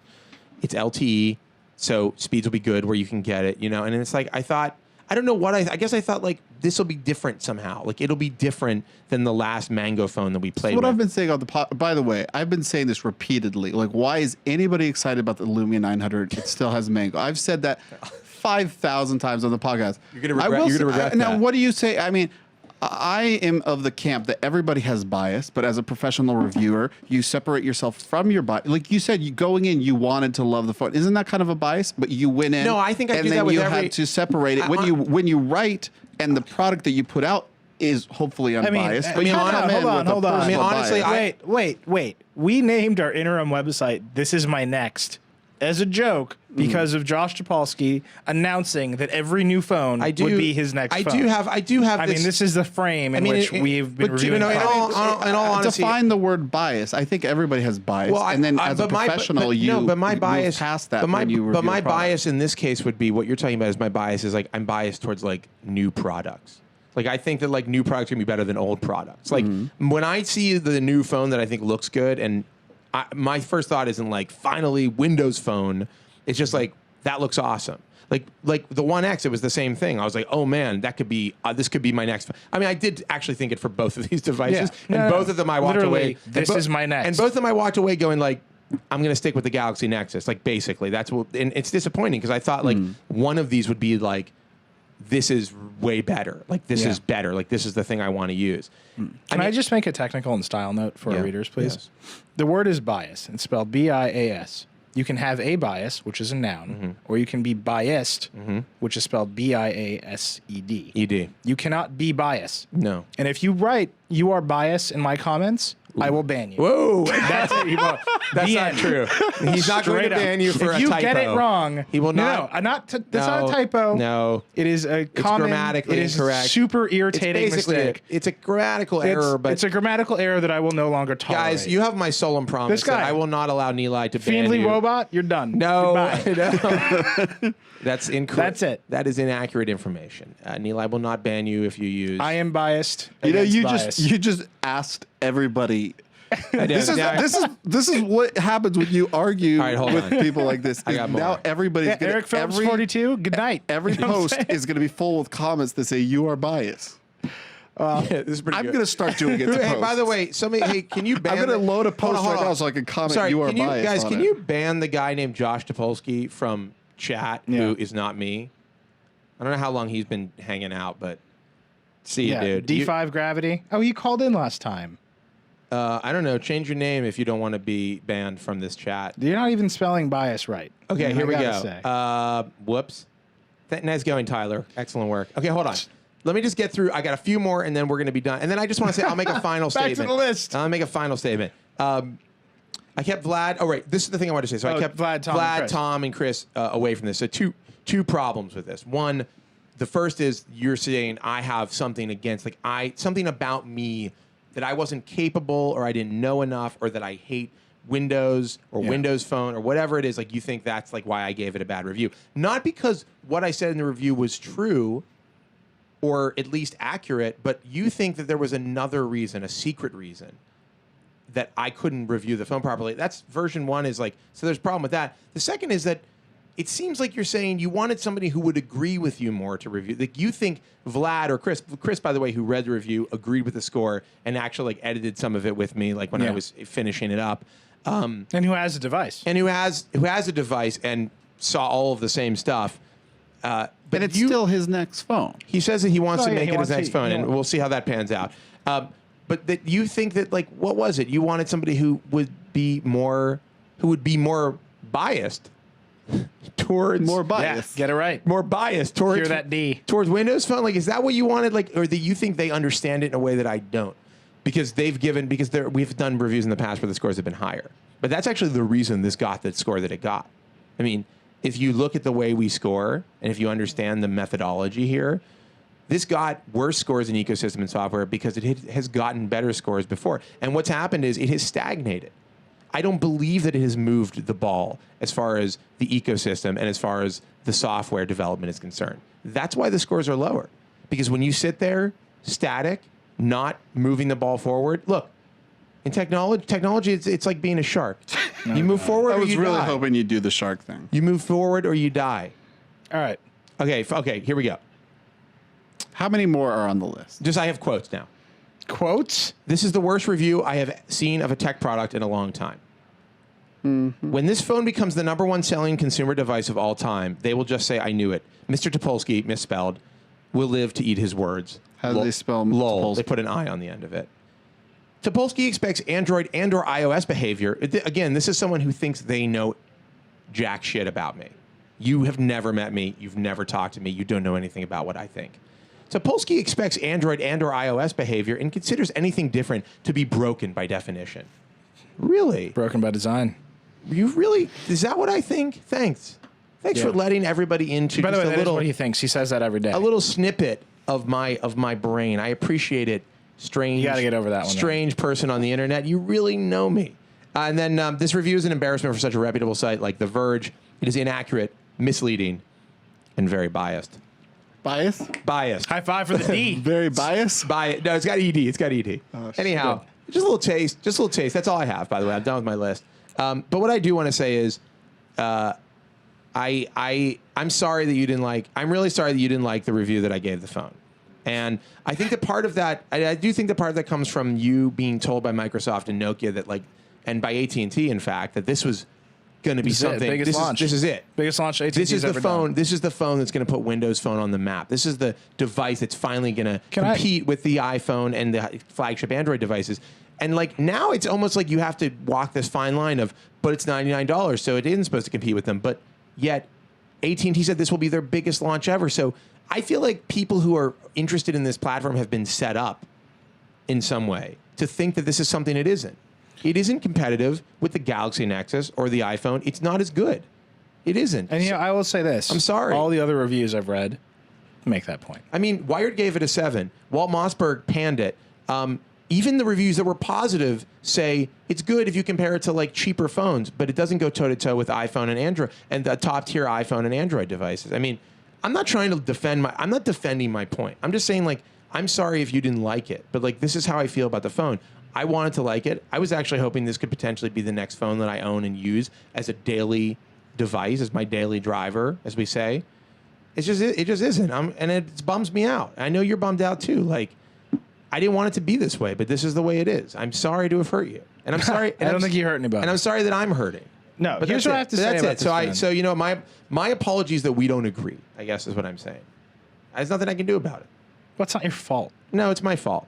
I mean, I quit. I hereby resign. Josh is biased. I'm biased. I hereby resign as editor-in-chief of The Verge. and you've been banned. And I've been banned. And I've been banned. Can I say this? Because here's what I'm worried about with this phone and this software. All right, we should take some calls, by the way. But You want to talk to me about the Lumia? You rack them up and let me Rack say 'em up. my If you want to thing. talk about it, and I'd like to hear from if you're a current Windows Phone owner and you disagree with my review, I'd like to hear from you. Oh, God. I wonder if we can get anybody to call. Go ahead, what were we saying? Here's what I'm really worried about, and I think this is something that Nokia needs to be particularly concerned about. When Nokia and Microsoft signed a deal a little over a year ago, I want to say. We were still, I mean, it was a long time ago in technology terms. I've lost the grasp of time. Well, the Burning Platform memo came out 888 right when we 418 started This Is My Next. 4074. So it was a year or so ago. Yes. It's been that much time, and I know we've been told over and over again, Nokia has been more involved in the next version of Windows Phone. But it's been a year. Microsoft has been doing something with Windows Phone for a year. They got Nokia Drive in there. Cool, you made 3 apps. Like, for Nokia as a company to succeed, the thing about Android that makes it powerful is the thing that we complain about, which is all these companies racing off in 100 directions at their own speed, at their own pace, making Android into something. What's wrong with this shirt? Somebody said never wear this shirt again. Sorry. What's wrong with the shirt? Man, you got to stop. You got to put these people away. Shut it down. I like this shirt. Yeah, turn it off. We have a caller. You want to take this call? Can I finish my Yeah, thought? let Neil finish your point. Hold on one second. I'm just wondering, does Nokia have the flexibility with this platform to move as fast as it needs to move to survive? Or is it completely dependent on Microsoft, which until now, and with this phone, I think has shown they are moving too slow? Can I say something real quick? Yeah. I honestly think that Nokia should have gone with Android. No, I really do. I think that like this hardware is a differentiator. I think that this hardware with ICS would be incredible. Well, I'm I mean, sure they. wait. Not that hardware. Not this. Because it's a Sorry, it's a low end chip. Let me or mid-range Let me chip, rephrase. And it's a low resolution display. But the screen and the chip are being dictated by Microsoft. That's exactly right. Let me rephrase. This design is a differentiator. Yeah. And their technologies like this display, the clear black stuff, is good. But the resolution, the chips, it could all use. It needs to be this year's spec, not last year's spec. But this is being dictated by a lot by Microsoft. Yeah. But what I mean is hardware design is a differentiator. And if you don't think that, you're crazy. Like if I walked into a store and saw ICS on 2 different devices, and one of them was this, and the other was the Galaxy Nexus, guess what I would buy? This one. In a heartbeat. Here's an alternate reality. Nokia went with Android a year ago. They came out with this running stock ICS. And there's an ad. They could have been the flagship. Just run it with this dream. Don't. It could have been the Nexus. Stop No, my dreams. I don't like dreams. No, but I agree with Paul. They might have chosen Nokia imagine as this, the Nexus. and you have a commercial where someone pulls out their like Galaxy Nexus, and they're like all serious, and then you pull out the Nokia phone, and you're tapping, and then the Nokia guy looks over. He's like, "Oh, I'm sorry, you don't have a personality." Just walks away. What? I like this. No, it's just like that phone makes every other phone look so boring. I agree. I agree with you. Right here. In my dreams. All right. I hate them. We got a caller. We got a caller on the line. Who are you? Who are You're you? biased against dreams. Who are you? Banned. Who are you? Y'all are banned. And in what way are you going to torture me to death? Hey guys, so My name is Dave. I'm a Windows Phone user, and I'm a very happy Windows Phone user. I've been using a Samsung Focus for the past year and a half. And so, Josh, what I want to tell you is I think that when it comes to Windows Phone, you see the glass half empty. And when you see Android, you see the glass half full. And you don't, I think that you chose to focus on the negative things of Windows Phone because I don't know what you were expecting. I mean, you've reviewed Windows Phone for the past year. I mean, you knew that the only new thing from the Lumia 900 was going to be the hardware. Right, but that's I don't know what you were expecting from the software perspective. That's exactly. But with and that's exactly why the review turned out the way it did. I mean, what I was expecting was, and I guess you're right. I should have said ahead of time. But there's no way I can do the review. This is the thing. How would I do the review and be more positive if I look at it side by side with the other stuff in the market and I don't see it? I still see the problems, right? Like if I already knew that the problems existed and said it's got a ways to go, and then a year later the problems are still there, and now I have ICS to compare it to, and now I have iOS 5 to compare it to. How can I review it more positively if the problems are still there a year later? That's actually the biggest problem, right? I mean, I don't see, there's no glass half full or empty for me. It's like, do I want to drink this thing or not? Do I want to drink what's in the glass, basically? I mean, and I think when you look at it next to, that doesn't make any sense. None at all. Literally. But I think the glass is a live tile. Right, the glass is a live tile. No, but I think what I'm saying is, I want it to be great, but it is what it is, right? So what should I say? Exactly. So, Dave, what are your like? What it is. Go ahead. Yeah, so exactly. But so my point is, I mean, it does have its glitches. I totally get it because I've been using it for the past year and a half, and I like it, and it does have its glitches. But I think you focus. So if let's say I do a review for an Android phone, I could have focused on the fragmentation, how it makes it impossible for developers to develop an app and target multiple. No, but that's not true. It turns out that only there are hundreds of thousands of apps, and I've had very few. I'd say maybe 2 to 5% of any app I've ever tried to download would be a user. But I don't review. I'm not reviewing. But I'm reviewing the phone. This phone. By the way, I'm getting a call here. Well, and fragment. Let's talk about battery life, for example. I mean, most of the Android. But we complain about battery life of Android phones left and right. But we do. I give phones bad marks for battery life all the time. I mean, the difference. This is the thing that I think is the difference is you see the things that you see, right? Like. You think I gave the Galaxy Nexus a positive review, so somehow I favored Android. But read my Android reviews of phones before the Galaxy Nexus. I was brutal with some of them. I'm brutal with the things that I think are not good, and I'm loving with the things I think are good. I mean, I guess my issue is how can I go in with a clear conscience? How can I go into a review and tell the public about this phone and be fair if I don't say what I truly believe, which is, if you're out there looking for a smartphone and you want the best that you can get, because why wouldn't you want the best that you can get? I think you would have a better experience and a more fulfilling experience and get the things that you need using an Android or iOS device at this point. And I think it's important to point out that a 7 isn't like never buy this in your life or you're going to regret. It's not a scathing score. It's just we think that there are better phones out there. But if you have specific things, and this is why I'd like to know, Dave, what you do like specifically, because I know people do have very specific things that they might need from a phone that maybe they only can get from Windows Phone. That's a good question. And it makes it a good choice for them. What are the things about Windows Phone that are really appealing to you? Like, what are the things that you are like, I couldn't do this on Android, or I don't like the way this works on Android or iOS or anything, or other? So I'll tell you. So I'll tell you out of the bat. I'll tell you I couldn't live without live tiles anymore. Like I go back to the iPad and I think it's boring. I think that it looks dated. Right. I think that notifications don't make sense. So live tiles are a huge proposition. But Android does huge innovation. But Android does widgets that are update live. I mean, they have the right. same The problem with widgets is that they consume battery.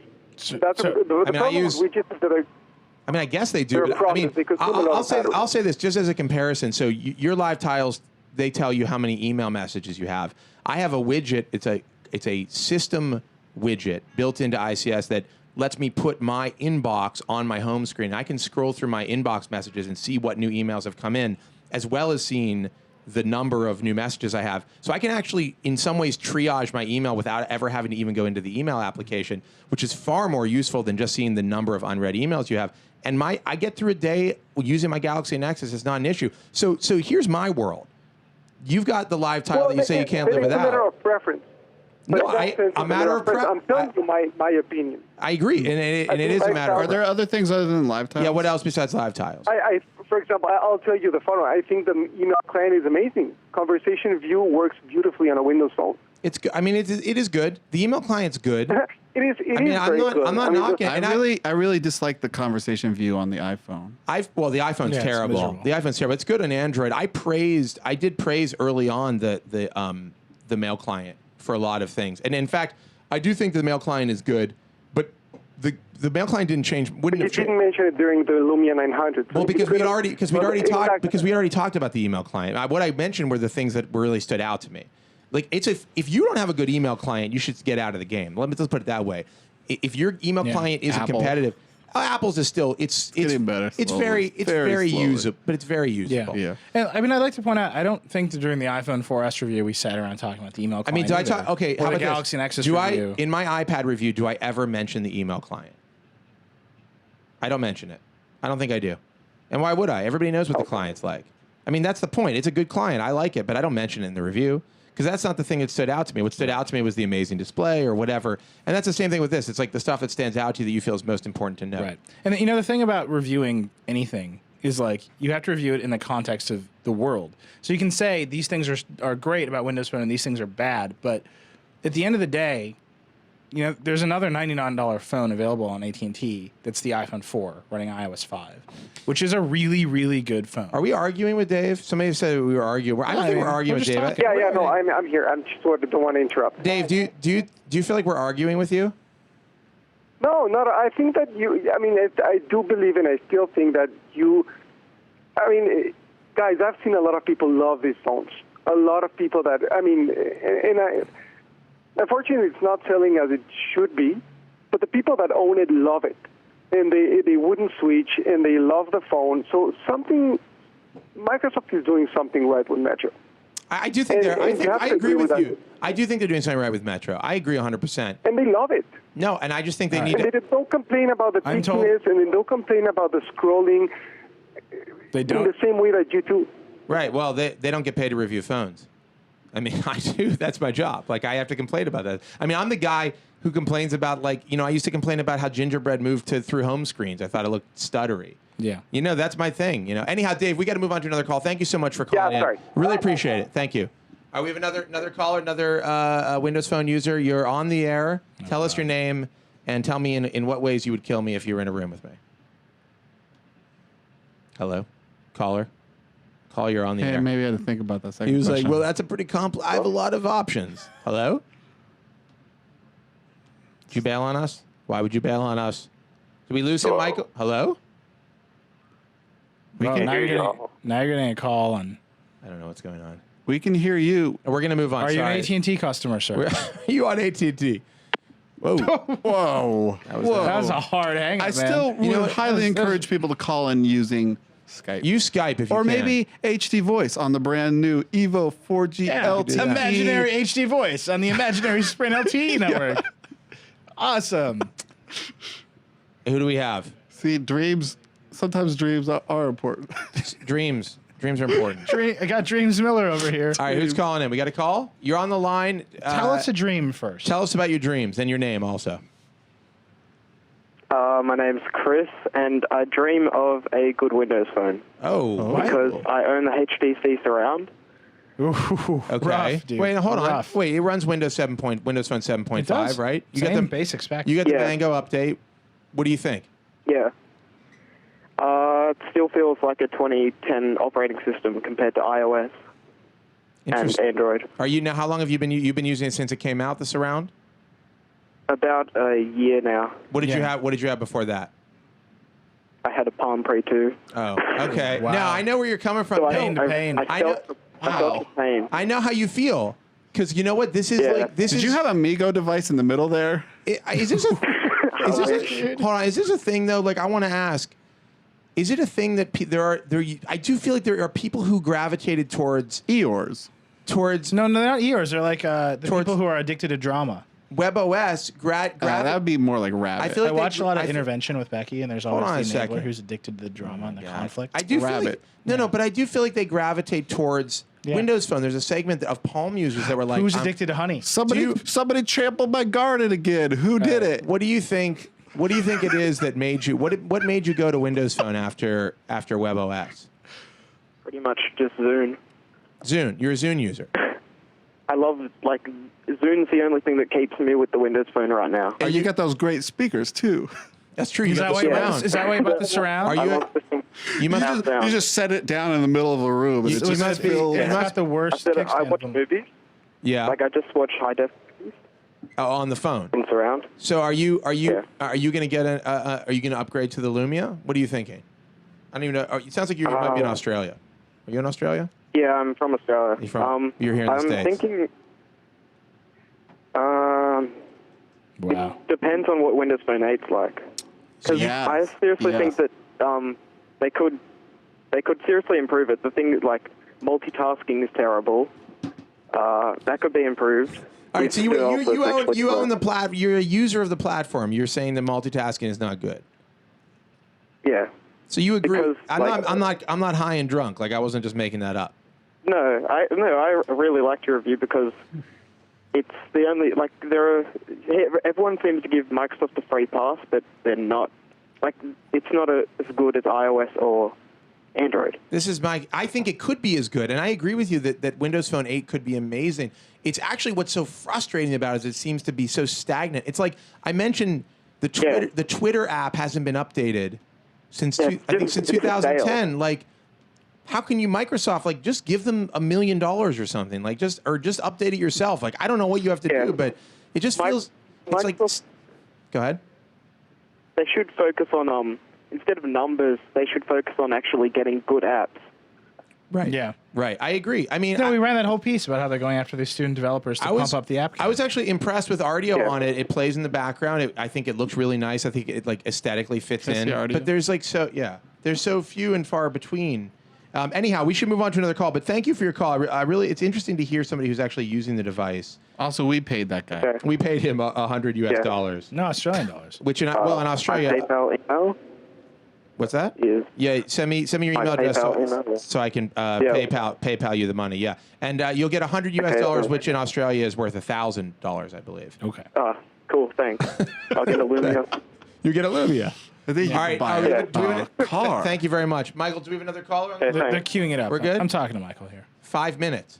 5 seconds. 1, Okay, we have a new caller joining us. 2.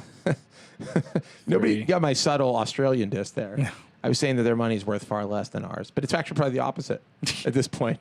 Do we have a caller on the line? And if so, wait 1 second. Can I ask you a question about the apps? Yeah, You mean because a long time ago? 10 lines. Nice. What a Can jam. you stop that? Speaker's pretty good on that. I mentioned the speaker. I thought it was a little tinny. Yeah, we'll see. It's on the bottom though, which is nice. I'm just jamming. By the we're way, this supposed- podcast today is Vergecast. Rather is 3 hours long today. Because we're just talking to everyone. Do we have a sponsor? I don't think so. Tan Sony, lines. maybe. Tan Oh, lines. we have a new Tan Lines. Dude, I see Tan Lines ads everywhere. That's because they're following you around the internet. Yeah, cookies, man. Caller, you're on the line. Tell us your name and what you think of my review. I don't know. and his Hi, hair. my name is Eric Phillips. Thank you for I being here. am not a Windows Phone user, but I have several friends who are. That's a legitimate thing to Go be. on. Go on. Okay, what are you using, Eric? I'm sorry. What do you use? What's your phone?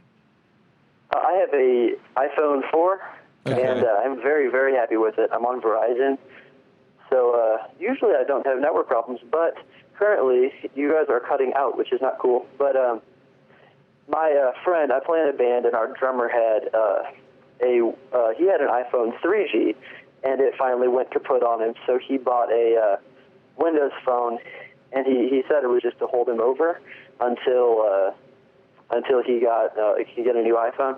But I've spent a lot of time with him. He's actually had it for about a year now, and I can't remember for the life of me what type it is, but it was one of the kind of the original ones that came out with Windows Phone's launch. Okay. And it was, the ecosystem of it is it's just not up to par, I think. And What does he agrees with me. what does he think?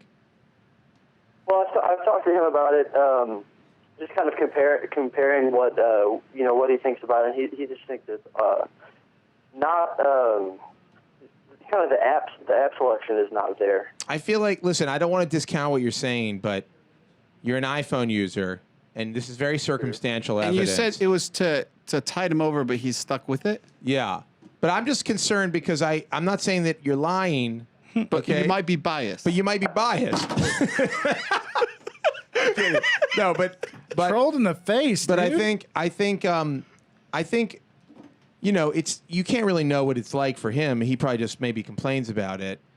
I don't mean to cut you off, but who I really want to hear from, and I appreciate you calling in, but I really want to hear from people who either are using Windows Phone or are about to go get a Windows Phone, and what their thoughts are. Michael, do we have someone? So I'm sorry, we have someone else on the line. Yep. So we're gonna move on to another call. I appreciate you calling in. Good. Is there a new caller? No. Wait, your thumbs up in. Do we have a new caller on the line? Yes, I'm here. Are you Hey. are you angry? People are in the comments or in the chat are asking for someone angry. I'm not too angry, but I disagree with the review. Okay, so tell me what you think. Are you a user? You have a Windows Phone now? Yes, I currently use a Samsung Omnia 7. Let me quickly. I would say that is the best. The Omnia 7 is of nice. the first wave. Yeah, it's a nice phone. in my opinion. Let me ask you a quick question. Have you commented on the review? And if so, what is your username?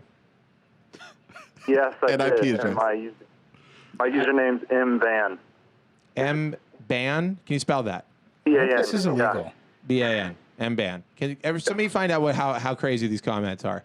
All right, so tell me what you think. Give me the real stuff. Well, just really some of the stuff I really like. Starting maybe like as a student, having the Office integration is actually more useful than people give it credit for. Like, if professors use PowerPoints or anything, you can view those, but you can also view the notes on the PowerPoint presentation, and it's exactly like it is presented on the computer. So that's really useful. You can download like Word attachments and then share them immediately or edit them with like fellow group members or whatever. I really like groups because you can put groups together for like maybe a project you're working on and then go into someone's contact info and see the history of like the most recent email you sent or something. I know HTC did that for a little while on Sense. I don't know if they still do it because I haven't used it in so long. And some cool things maybe about like their app submission. I know they don't have like an official YouTube app, but the replacements they have, while they're third party, you can do things like download the YouTube videos, play the YouTube video audio in the background while you're doing other things. I think that's some things that it brings to the table. Like iPhone, you have to jailbreak your iPhone to do that, or pinning YouTube, live tiles. Yeah. I mean.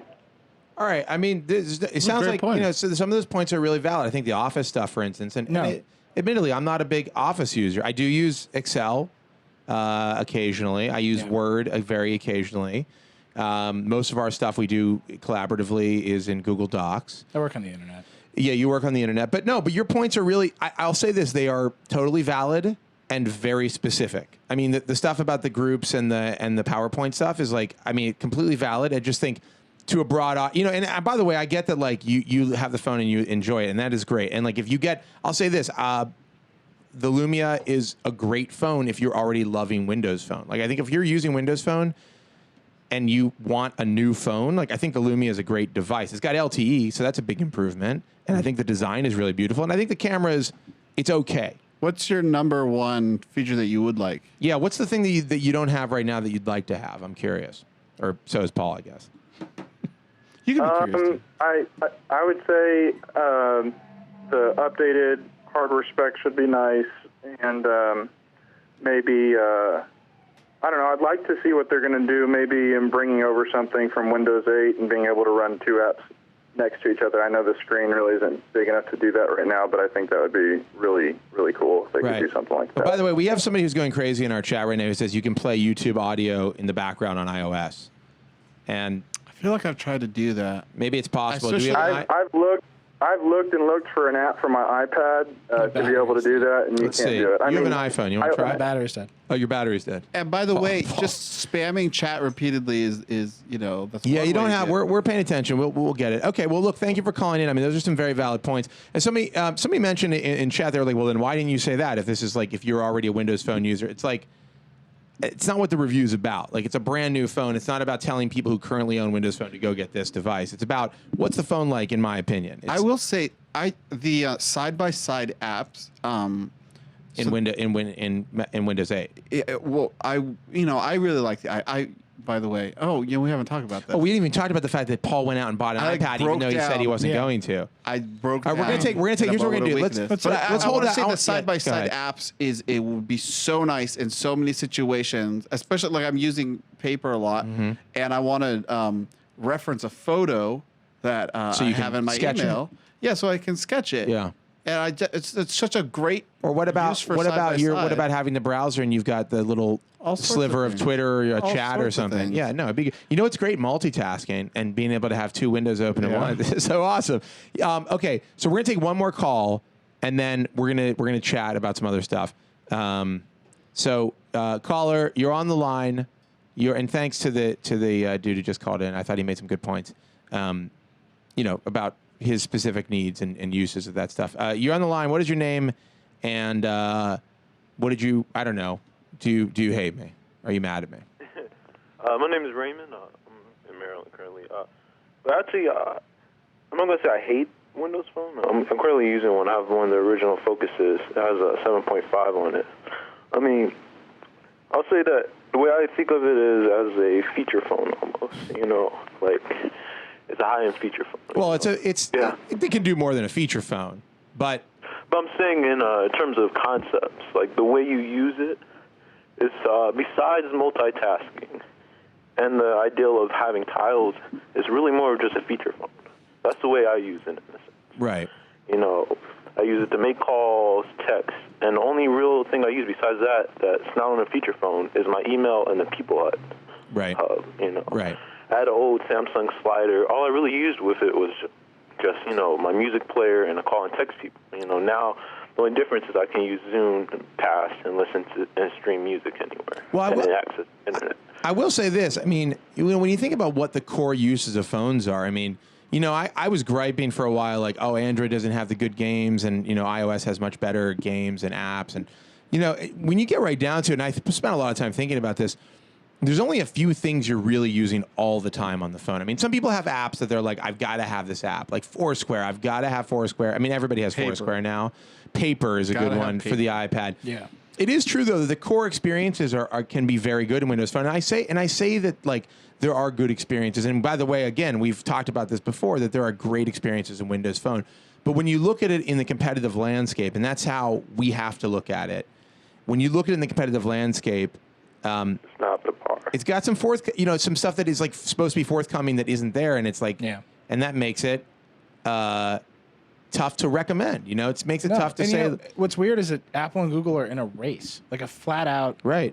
No, they're like neck and neck. And the Android ecosystem on top of it is even more. I mean, we complain about how fast Android phones come out, and how fast they're iterating. Yeah. Like, that's like competition at a furious pace. I mean, Microsoft is that they haven't caught up to that pace in any of their products, as far as I can tell. The only thing I can think of that moves that fast for Microsoft is Xbox dashboard updates. I mean, I personally think if this was, what I think, if this was going to be, and by the way, they've set it up as being their big flagship release for this new, Nokia's back. This is Microsoft is putting making a mark here with this new device.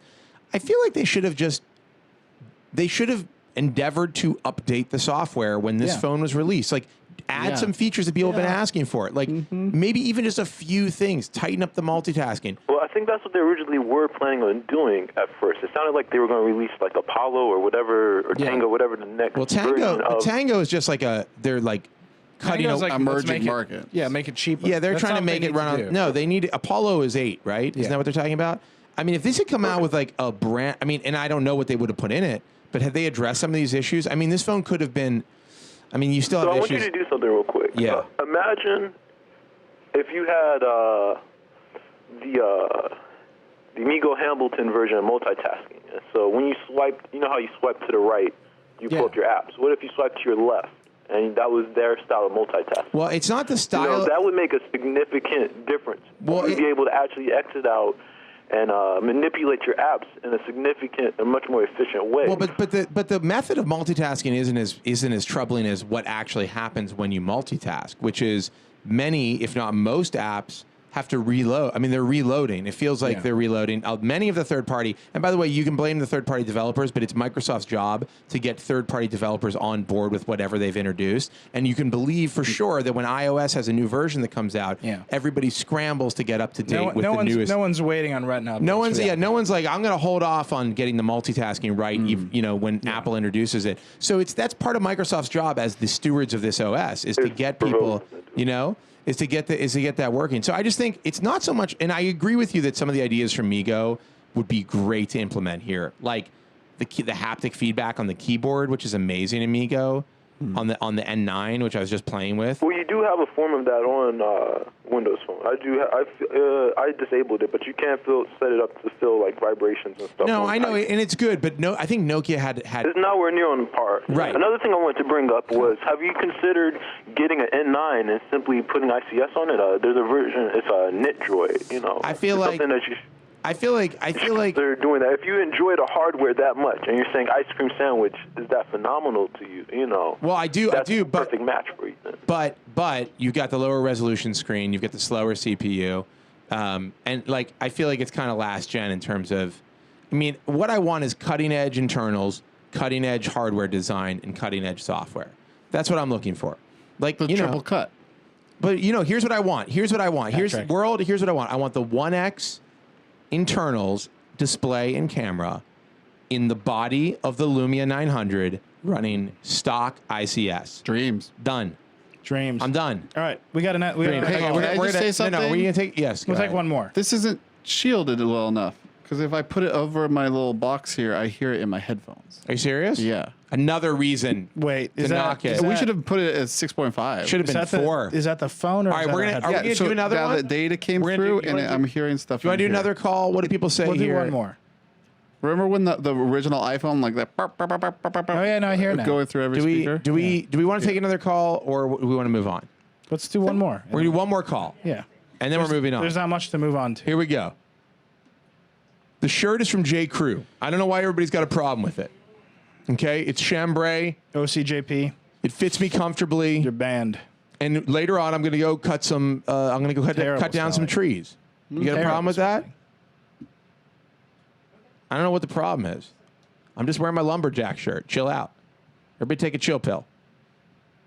Oh, they're talking about the buttoning. What's wrong with the buttons? This right here. You want to see a little bit more of A little this? chest hair. I can show a little bit more if you want. A little something for you, for the ladies out there.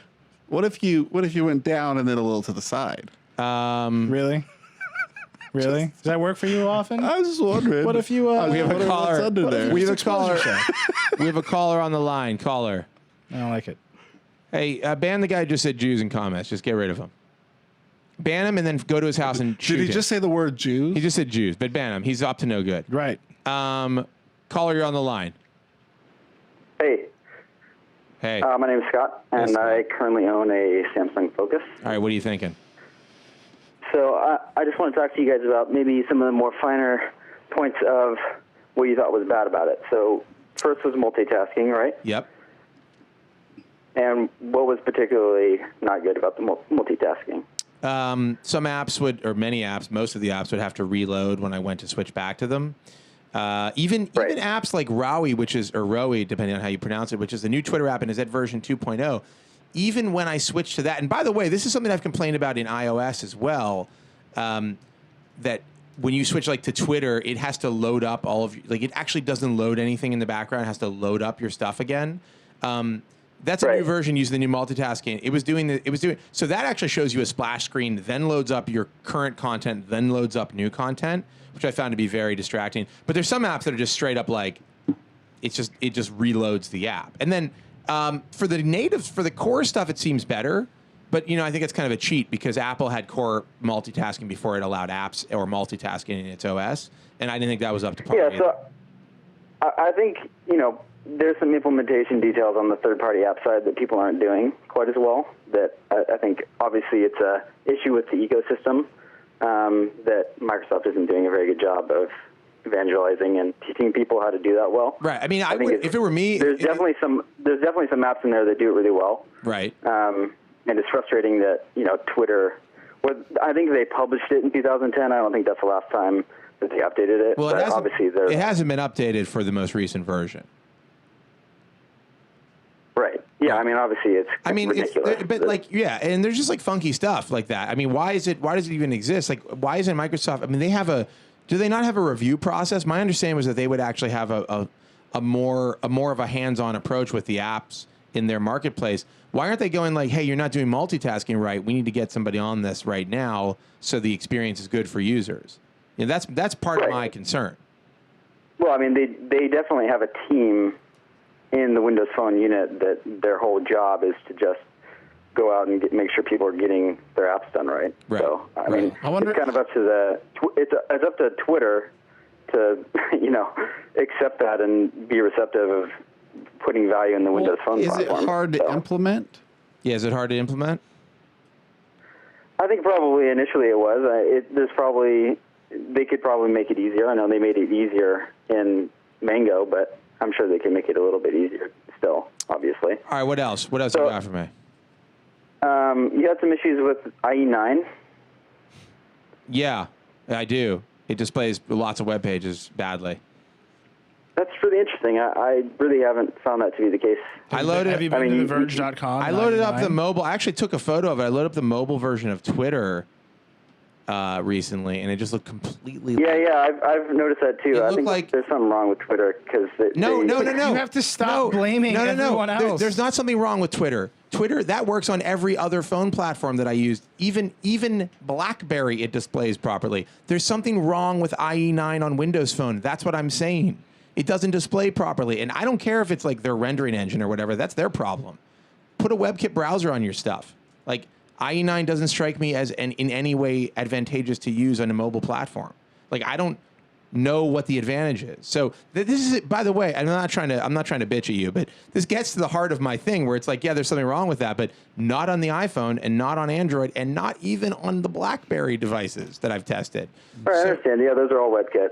And obviously IE is not currently in favor with a lot of web developers. Right. So that's an issue. Right. Well, I think IE9 is particularly better than IE8 or 7 or 6. I hope. I mean, I work with web development every day, so. But don't you think it's weird that like it'll work in Firefox and it'll work in Chrome and it'll work in Safari, but it won't work in IE? Yeah.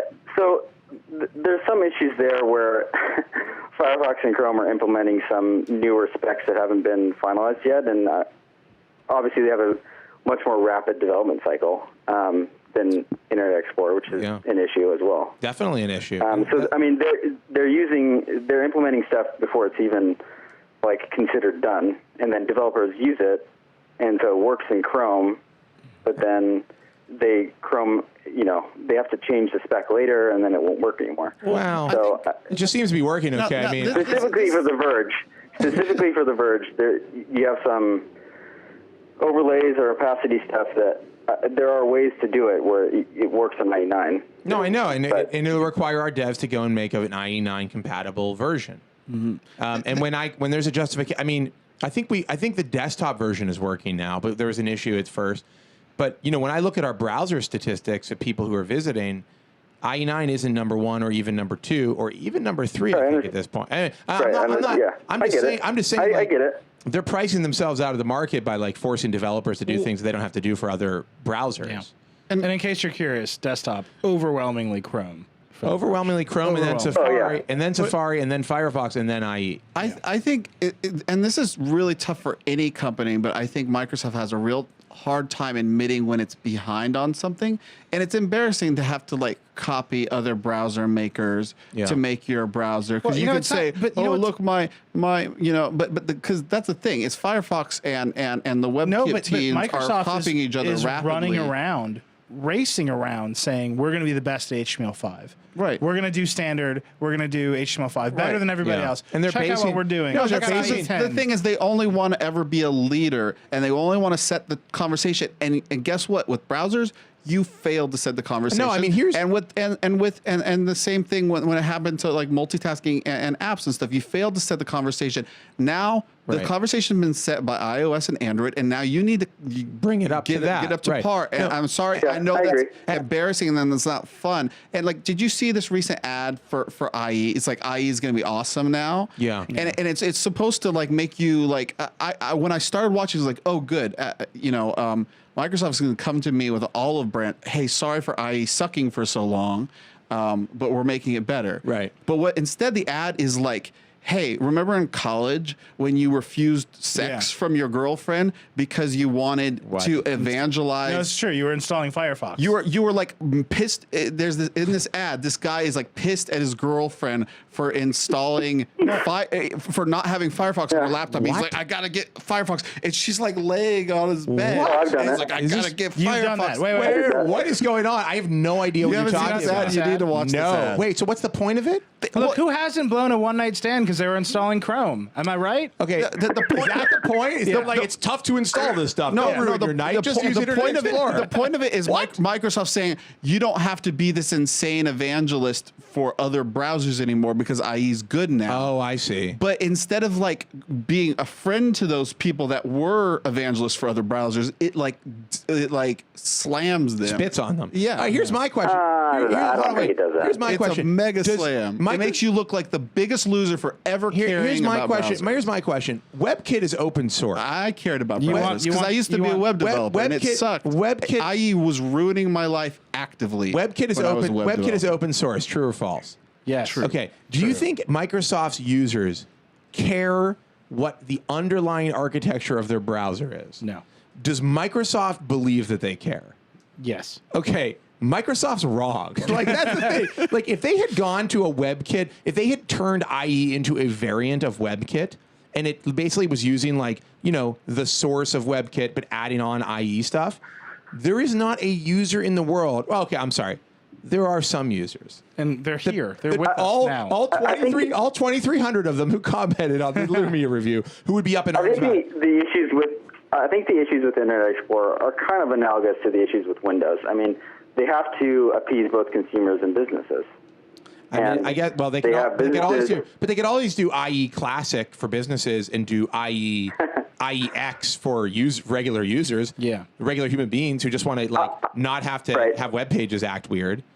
I don't think there's anything particularly wrong with how they're doing IE. The only thing that's wrong is that they're not iterating as fast. I think when IE10 comes out, it's going to be amazing. Well, But when it's not out yet. hold on, So- you just answered. You just spoke to my exact point about my frustration with Windows Phone, which is when IE10 comes out, I'm done with that for Windows Phone. Yeah. And that was why I They've was had 3 frustrated. years. That's why I was frustrated. Well, they introduced it in 2010, right? 2009 at 2009 at MEX no Mobile World Congress. or Mobile Oh, Congress. yeah, and whatever. then- Anyhow, the point is they've had. Let's say they were a year late to the game, but guess what? The game is set, right? So now you know what to copy. Okay, you were a year late. This is what Ballmer said. He said they were a year late. They missed a cycle. They missed a cycle. Okay, cool. But now you saw what the last cycle was like, and you see what this cycle's like. So And the cycles are accelerating. so now that you can see what other people are doing, you should be able to just boost that and build your own thing that does exactly and, what you that could does. argue that they just missed another cycle. They missed another. They are off a cycle. Like that's not an excuse for users. This I'm not saying this to you. Like I'm not trying to yell at you, but Yeah, you're just welcome to Vergecast. Yeah, welcome This to is the what it's Vergecast. I like. just yell. But it's No, it's not. good. It's not fair to users to say next time we'll get it. We're missing a cycle, but go buy our phone. Like no, that's wrong. Here's what you need. right. You need to be on the cycle. You want to be better. Gruber on this podcast I was listening to, he mentioned somebody said this during a talk they were giving, which apparently is attributed to Steve Jobs. I don't know if it is, but it's like if you're late to the game, you don't just have to be like 1 times better. You need to be 10 times better. You know, it's like you at least need to be be competitive, right? Don't come to the game and be like, you know, oh, I forgot my, you know, don't come to the football game and be like, I forgot my helmet and shoulder pads, but I'm still ready to play. Like, you're going to get your neck broken. You're just saying that because we're here. Yeah, and I think that's the issue with Windows Phone right now is just that they do some things better and they don't do enough better for them to attract more people and more developers. Right. To get more people excited about it. Anyhow, but are you going to buy a Lumia or what? No, I'm pretty happy with my Focus right now. So you're going to hang on to the Focus. I'm interested in what they're going to do for 8 on the phone side. But you have no plans to switch until you see the next. I mean, you're all in on Windows Phone right now. Right now, yeah. I mean, there isn't a ton in the Lumia 900 that I can't do with my Focus. Right. I think that's a good point too. Actually, that's an amazing point. I mean, that's actually a really good point. It's like because your performance, and I will say this, performance across the board because of the way Microsoft does this, it will not be dramatically different on your Lumia than your Focus. I mean, you're not going to see similar chips. Same res. I mean, it'll be faster in certain circumstances, but it's not going to be like crazy. Honestly, faster. I'll tell you. You know, it was something else that I didn't mention in the review that really disappointed me was like I was playing Splinter Cell. Really, really bummed about the quality of graphics on the platform. I mean, I'm not seeing. I don't think their gaming is competitive either. That's the thing that really blows me away because I mean, I get it. Like these things aren't powerhouses, but I just think you look at Shadowgun or. Dead Space or Infinity Blade. You look at these like really high end games, and they're like they're console games. They're like Wii games, at least, if not beyond. Yeah. And I looked at. I think some of the issue there is that they don't allow native development, and people can't port their engines over. And I think that's the same issue with. I don't. By the way, I'm not a developer, so I don't know. But like the scrolling issue, that's because these apps are like sandboxed in like Silverlight, right? These aren't these aren't running like straight up native code.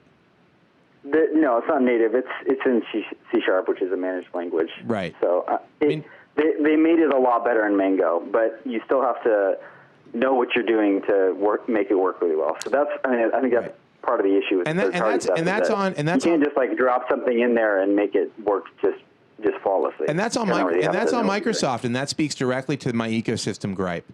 To the software and ecosystem gripes I have, like that is exactly what I'm talking about. They need. And by the way, I just think. Yeah, go ahead. What falls under your software gauge versus the ecosystem gauge? What is this? No. What is this? This is a page of GIFs of you, John. Wow. You don't know what I know.com. Hold on a second. You don't know what I know. So the software stuff is like the scrolling, the multitasking, the IE stuff. I actually do. I have some email gripes. Does that include third-party and first-party stuff on the software side? Yeah. The first party software is pretty good, but I'm looking at software as a whole, right? And also like some of the first party stuff makes no sense to me. The Twitter integration, for instance, makes no sense to me. The way I want to talk to you about that. Yeah, all right, let's talk about it because they bill it as one of their big features, and it's not just Twitter; it's Facebook too. Well, I mean, it's the same concept. I would compare it to how much stuff they've implemented on the Facebook side. I mean, their Facebook implementation is pretty narrow. You're saying you don't like it? No, I'm saying it's pretty basic, but that's the point. What? You mean the on Windows Phone?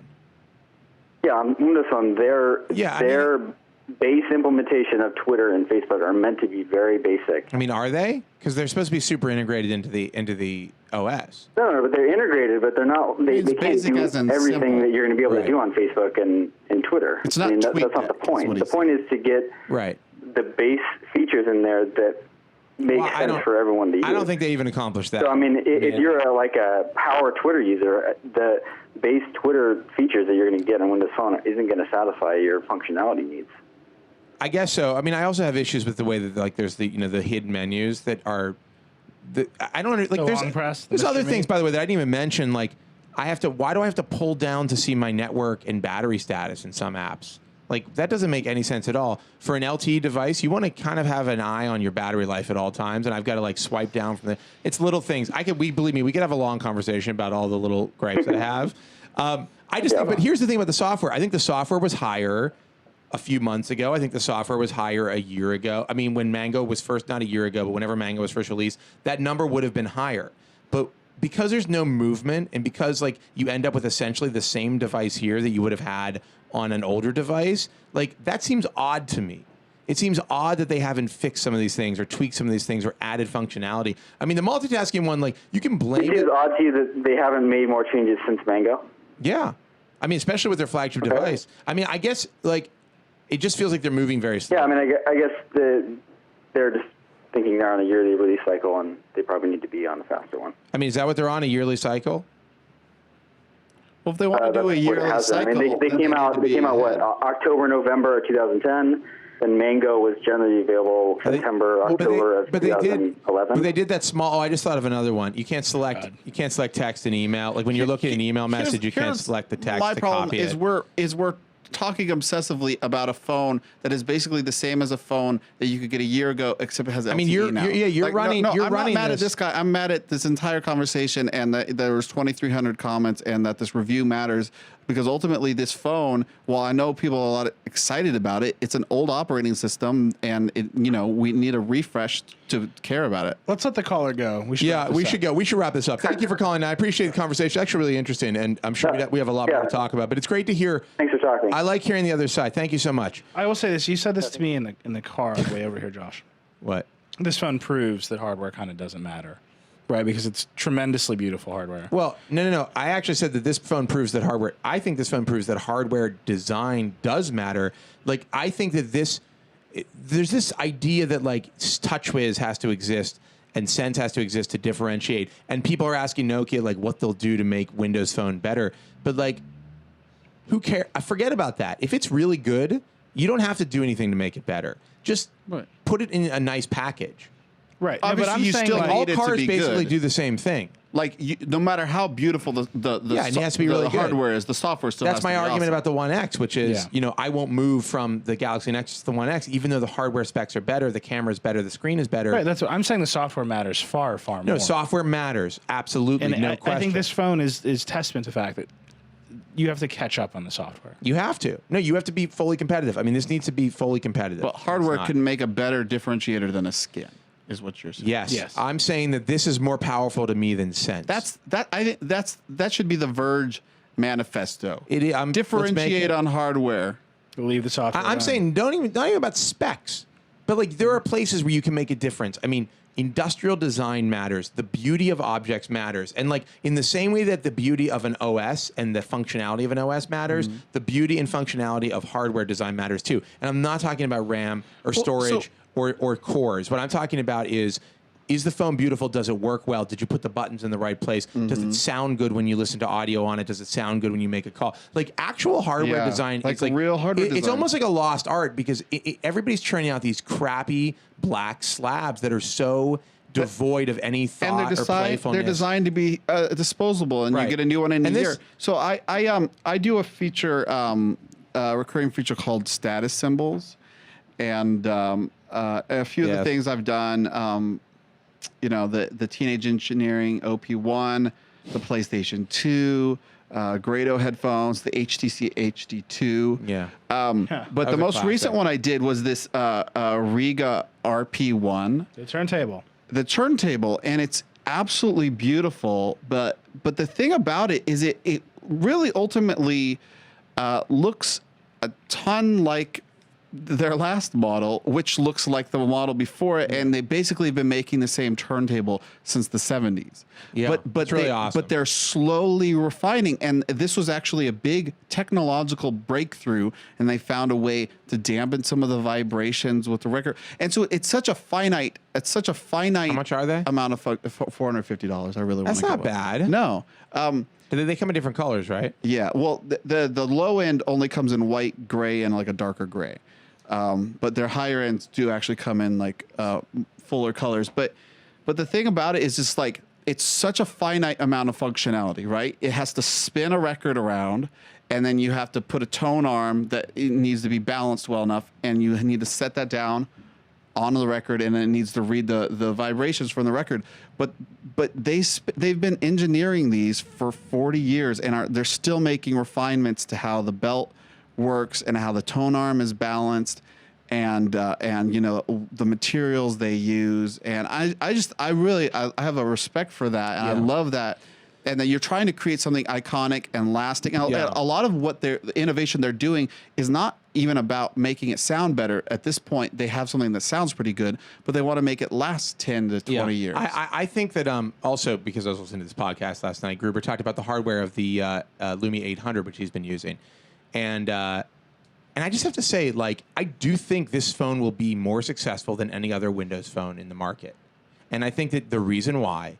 100% the reason why is because people are going to walk into an AT&T store and they're going to want to pick this thing up and play with it because the hardware is really beautiful, and they're going to be like, you know what, this is cool, I'll take it, because there are things to like about Windows Phone, no question. I say that, by the way, at the end of my review, there are going to be users that really like it, but this hardware is so compelling. So compelling and so daring and so different and feels so good, and I believe that the materials and the construction are so solid. I mean, I am in love with this hardware. I really, really like it. I don't think you guys know how much I like it. But and even there, though, you said like there's a little thing with the speaker, right? Yeah. So like instead of like throwing out this hardware and starting from scratch next year, what if they just improve the speaker a little bit? I mean, it's kind of like the iPhone 4 and 4S, right? Yeah. I mean, they fixed the antennas or did whatever, and you know. I like that idea because then you have a platform to build on, and you make it a little bit better instead of having to re-engineer every aspect. Well, I think the issue here is that you know, we're in this spec race, which is true in some ways and not true in others. You know, dual core versus quad core. You know, there's this big debate raging, but the truth is that nobody's taking advantage of nobody's taking even full advantage of dual core at this point, let alone taking advantage of quad core. Infinity Blade. And there's Infinity Blade. And there's questions about, you know, battery life considerations and other stuff like. So I just think that, but I think that like we've lost this. You know, in some ways, this to me is like an Apple moment in hardware design, where you're like, oh, this thing that's been so ugly for so long can actually be really beautiful. And I really want to use it. This is like jumping from a Rio or a Nomad jukebox to an iPod. Yeah, and I think that that's really valuable, and people have lost sight of that. So, like, you know, yes, you'll knock. You know, you're sorry that I rated the ecosystem so low, but keep in mind, I gave this design a 10. I believe a 10 is what 10. I gave. I don't know if we've ever given a design of anything a 10. Maybe. I don't know. I have to go back and look. But the point is, you know. Speaking of a 10. All right, go ahead. Paul bought an iPad, and this is it. We're gonna wrap up after this, right? Is there anything left to talk about? I don't know. Is there? There's Google Glasses, but you know. Oh yes. Oh, Google Glasses. I want to talk about Google Glasses. We have to talk about that. Anyways, I bought an iPad. I love it. So Paul. Except I can still see the pixels, and it really does. So I don't know. Really, I can't. I keep trying. I can see aliasing, and it just reminds me that there's pixels there. So obviously the screen looks great when you're not thinking about it, but every once in a while I remind myself that there's. So just to in case you don't know, Paul was like, I'm not buying an iPad. I can see the pixels. Screw this. Get out of my face. I'm going to use my iPad 1. And then he went and got one after seeing paper. Is that right? I started using paper and I bought a stylus and I started using it on my iPad, and it's like, you know what? I love using my iPad. Why not have a better iPad experience? Right. And you're loving it. Now you're doing all kinds of drawings. Show him. I just want to share this one drawing he did while at the doctor's office, which he claims he wasn't high on any grass or anything when he did it, but I don't believe him. Literally, all you do is plain paper all day long now. Mm-hmm. It's fine. He did a drawing. I'll try to explain it if you can't see it. I really want you to check it out. It's a picture of a guy sitting with his legs crossed with an iPad on his lap, drawing a picture of a guy sitting with his legs crossed with an iPad on his lap, drawing a picture of obviously what actually happened was Paul was sitting with the iPad on his lap, drawing a picture of a guy sitting with an iPad on his lap. And you call it, what do you call it? iPadception. I think we're going to talk briefly about Google goggles. It's not Google goggles, Google glasses. Google Glasses. Google Glass. God. Or Glass or whatever. Glass, whatever it is. Google's going to make an heads up Glass. Project Glass. They're going to make a heads up display. You wear this dorky looking. It's like the Bluetooth of really cool. It's the Bluetooth earpiece of glasses. Eyeballs. And you're going to wear it. Here's a video of it. You're going to wear it. You're going to get all your information while you're making coffee. You're going to see what time you have to go with your girlfriend. Oh, this looks terrible to me. By the way. It's going to blast it onto your eyeball. You're going to look at And at the end of the day, you're going to play a ukulele to your girlfriend in a video chat. I will admit this sandwich. Why didn't he just go to his girlfriend? Does anybody know this? The answer to this question? Because he wanted to show her a beautiful view. There is an aspect to this video. You know, he meets up with a friend at Strand, and then that friend leaves, and then he video chats with his girlfriend. But there's a real aspect of loneliness through this whole. No, I agree. He's by himself. He's really by himself. You know what I just a thought? We lot. should also just briefly talk about Instagram for Android, which we didn't talk about at all. It's out. No, but I want to talk about. Also, but let's talk about. Why this. would you ever get on the train if you're like 6 blocks away? That's ridiculous. I have a better question. Why? Okay, I have a better question for you. Why? Also, why doesn't it doesn't use image recognition there? He has to like it's not speak. Like, Paul was pointing out the Terminator heads-up display is way more advanced than this. RoboCop. And I agree. I'm ready to feature. Why? But why? So you have to talk to yourself the whole time. That's the deal, though, right? Yeah. Oh, look, he's learning how to play ukulele.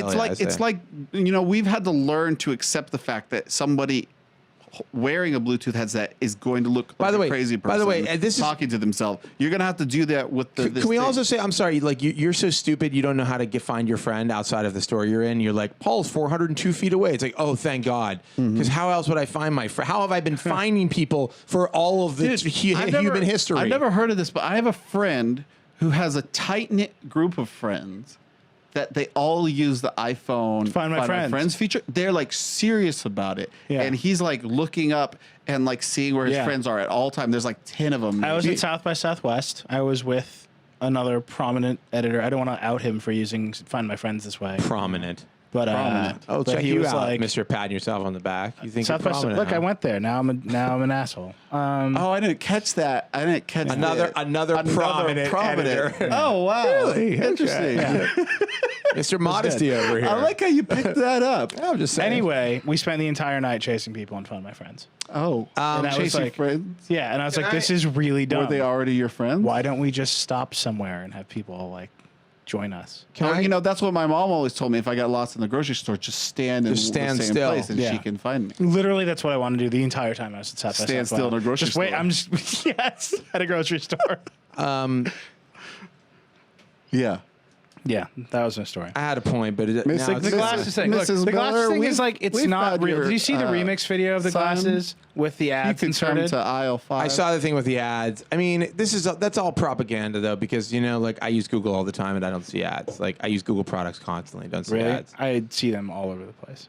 I guess I just ignore them. Yeah, you've been trained to ignore them. I've been trained to literally never ever click on an ad ever, and I don't. You I know, couldn't tell you. what? I click on the Xbox and YouTube all the time. When YouTube ads pop up. Oh right. YouTube ads. You mean The to Xbox. get rid of them? Yeah, I get I rid thought of you that. said the Xbox. The Xbox. Like the Xbox Yeah, I was like, this that arrangement gaming doesn't make any system. sense. No, The I Xbox. literally I walk over my Xbox all the time. I just click it. Oh, I saw an ad. Let's quickly talk about Instagram for Android and then wrap this thing up. I want to stand still in a grocery Well, okay, store. can I just say though, Yeah. Project Glass is I think Cool, you're into it. I think Google's gonna get cold feet and never do anything with this, or it's gonna look vastly different by the time I it agree. ever comes to market. Remember what But- Android looked like before it came out? Yeah, but this is the dream that I've wanted. This Wired did a profile on the MIT Media Lab in the '90s, and I read that, and it was like, angels came down and they were singing. Like this is exactly what this is my must've been quite an vision article. of the future. I didn't conceive of Twitter or Facebook or smartphones. Your vision is before. heads-up display. My vision was that we were all going to wear computers on our heads, and now that Google's doing it. That's just really exciting. I get 2 words for you. Like I don't know how reasonable words for you. or likely it is or useful, but I like that it's matching with my childhood dream. 2 words. Of what the technology Are could they be. retinal implant? Hat computer. Hack computer? Hat computer. Hat computer. Hat computer. Oh, I like that. And he's got a little thing that drops down from the Yeah. brim of the hat. Yeah. It just hangs there like a RoboCop veil. helmet. Hatcomputer.com. RoboCop. Hatcomputer.com. Go get it, guys. That's a freebie. Is it available? I don't know. You don't know what I know.com. That is alive. You don't know what I know. Is that what it is? Yeah. I like it. You don't All know right. what I know. Can we wrap this up? You want to talk about Instagram? You don't know what I know. Instagram? Speaking of Instagram, Let's talk about Instagram. that was just a really bad segue. So by the way. the best. Speaking of Instagram, So Instagram. So Instagram Let's is do it. So Speaking of the next topic that we're about to talk about. Instagram is the final app for me that I don't have to feel anxious about not having. Oh, yeah, really? it's come to a I close. actually was funny. very anti. I just started using Instagram like 3 weeks ago. I was very anti-Instagram at first because I don't like the idea of making your pictures look old because I like things to be digitally native. Mm-hmm. But then I realized You have to talk But that then way. I realized who cares? And I let go, man. I mean, it's just like, you know what? You took a picture of you just put your cheesecake head back in 1985. and you're like, I see it as an opportunity to take pictures of my ran dog. through the field. I see it as an opportunity to take pictures of my dog that look like they're from 1975. Okay. Yeah, and isn't that what the people want? That is what the people want. 30 million users, and every one Can't of them. be wrong. Hold on. Every one of them is a hipster. Yeah. 30 million hipsters. Did you have any idea? All I heard all day long when this thing was released was hipster this and hipster that, and oh god, I hate hipsters, and down with hipsters, and oh look at those hipster glasses, and he's wearing a hipster hat. He's got a hipster hat computer on, hipster jeans, hipster shirt, hipster watch, hipster car. Yeah. He lives in a hipster neighborhood. He's going to a hipster bar. Anyhow, the point is everybody, all 30 million Instagram users are hipsters. Can you believe that? That is a huge, I had no idea the hipster population had exploded. Hipster infiltration. 30 million. By the way, they added 1 million hipsters the day of the release, the Android release. In 24 hours, they added an additional 1 million hipsters, and which I thought was staggering. But what was really interesting about the Android thing is there was a lot of like racism, like iPhone racism, basically about Android users. Would you call it racism? Say that's like being racist against Android. That means a lot of things to a lot of people. It was like, well, I feel like it was like, it was that like might be a strong. I feel like way it was to a put form of racism against Android users. Well, how about class warfare? Class warfare, which is, by the way, I bitched about when I wrote this post about something that MG Siegler and John Gruber said about the iPhone, and Matt Buchanan actually wrote an article about. It's like, there goes the neighborhood. Instagram is on Android. And there have been like a lot of people on Twitter who are vocally upset that the lower class Android users have invaded their precious iPhone space. The funny thing about this is like. Please tell me you have a paper drawing about this. I've got something way better. This is Katie Natopoulos from BuzzFeed wrote this. You can see, here's some of the tweets. Can we scroll down that page? Ooh, Android on Instagram. By the way, I like that they hashtagged Android and Instagram on that one. Here's the thing: is that this is a really familiar trend in music. Is that you really like a band and then they become popular. And then they're not cool to you anymore. But this band was already popular. That's how I feel about Taylor Swift. No. But most of the people on Instagram are like just regular people. I need to drop some serious poetic knowledge on you. Well, let me get comfortable. Please get comfortable. Are you about to read song lyrics to us? I'm about to see. This podcast has gone. No. This podcast has gone on too long. No. Oh, whoops. I'm getting comfortable. Josh is literally destroying the set behind me. What is this? What is happening here? This whole. Wow. Just live it. This whole Why situation. is that on like a very? No, we don't know how this is mounted. You guys are gonna break something really bad. What more can we break? You are going to read song lyrics. No, it gets even better. Do it. There's a Christian. Just do it. Christian. Oh, it's going to get Christian in here? Ska band. A Christian ska band? Yeah, from the 90s. Eli, do you want to walk out with me? Let's go. I'm out of here. All right. The song is. No, I won't listen to this. The song is called "Handbook for the Sellout." Oh! You found a way to draw a line. God. No, stop it. You gotta listen because the lyrics are really good. There's no way they're really good. There's no way. You're like. I'm sorry. Look, not to diss Christian music, but you're kind of a Christian ska band. That's like crossing the stream. Can you just give it a shot? Look, is this better or worse than any Real Big Fish lyrics? Also, I think they're Christian. You found a way. Fish. Yeah. You found a way to draw a line between the world and you. Please. Faking your identity. It's true. Did you think the word alternative was only meant for the likes of you? Okay. Do you think that they're too cool now? Being popular is lame. You're the one who made them popular. All their songs are still the same. You found them first. It made you stand apart, you know. Are you gonna read the whole song? But then everyone jumped on the same bandwagon, making you an average Joe, a lemming for the mediocre. You were just a plain old joker status quo. Blame it on the band now. If you prick them, do they bleed? There's a lot more. What's the point in playing what they want if you won't let them succeed? What? Do you remember where we all came from? Do you remember what it's all about? Is this still going? When you made a point to be objective before you started writing Handbook for the Sellout. Oh God, there's one more. No, you sunk the whole song. Are you? You sunk your worth. You sunk your worth. What is going on? You sunk your worth. You sunk your worth in being different. I'm sorry, where's the part just where to about be Jesus like in the your song? own kind?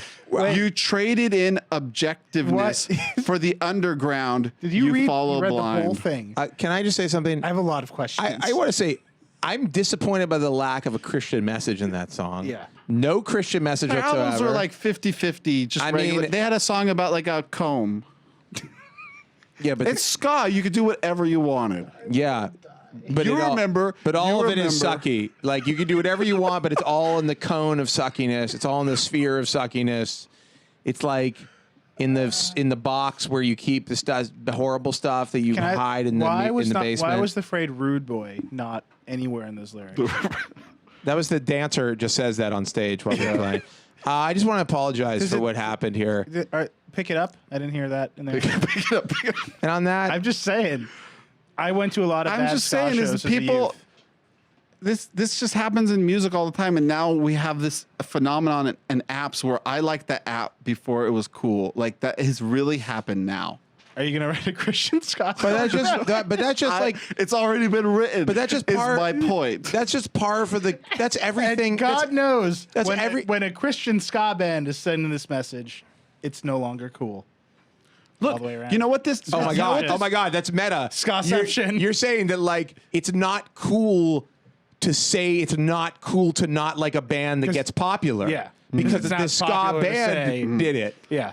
Pick it Wow. up. Here's my. I agree with that. This song taught me at a tender young age that God. if I like something, that I can keep on liking it even if it gets popular. Even if it's Star That's Wars. why I like Taylor Swift. I like That's Taylor why Swift. I like Taylor Swift. She was already pretty popular, and then she got insanely popular. And, Paul was some like- people and you abandoned her. thought to yourself, but I'm not going to "That's abandon cool." her. Yes, I like That's good Adele because and Taylor- then she got Wait, really Can popular. you just Can say you it name again? somebody who was like not already a regular pop star that Can you you got just popular? promise once again in full sentence form that you will not abandon Taylor Swift? I promise you that I will not abandon Taylor Swift until she comes out with a really crappy album. What?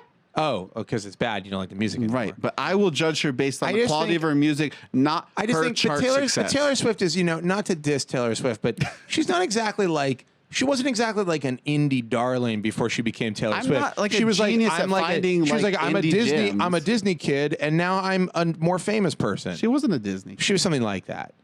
She wasn't like playing in grimy. She had a vaguely. She was popular, yes, but she was not insanely but she was popular. like, and she then was like became from a insanely young popular. age was like cherry picked to be like a star, and her parents we're we're in the weeds. We're in the deep. weeds. On that note, show me the Weeds phone we have a the weed. weeds? You made a weeds phone. Yeah, I showed you to that. describe our conference. I didn't calls. see this. I've not seen this. Where is it? Is this like when we're doing calls and we're in the weeds? Yeah. Can I see that? This is us in the weeds. Yeah. When we're on a conference call and Oh, then we that's get really off topic. good. Yeah. That's good. we're Look in the what a weeds. good artist Paul is. Yeah. I mean, sure, he's terrible as a human for reading ska lyrics on our podcast, but whole thing, the whole song, it would have been enough, just a one or two I key think lines. it's an important moral lesson. You need the whole end to end. All right, guys. You can't tell half of an Aesop's fable. It doesn't make any sense. Okay. Thank you for listening to the Vergecast this week. My I want God, thank I you. want to thank Ross Miller, who joined us earlier. And if you want to get in touch with us, you can email us at podcast@theverge.com. You can leave a comment on the post, which I know you're going to. 77 comments on the post already. Already? On the live Well, no, but post. the one that goes up, yeah. that'll go up. And, of course, you can find us on Twitter. The Verge is at Verge. I'm Joshua Topolsky. Paul is Future Paul. Nilay is Reckless. And Ross is Oh No Roscoe. No E on the end, in case you're wondering. And that's our Vergecast for the week. We'll be back next week with more of this delicious and tasty chat that you love so much. And until then, I wish you and yours the very best. Pick it up. Paul. Paul.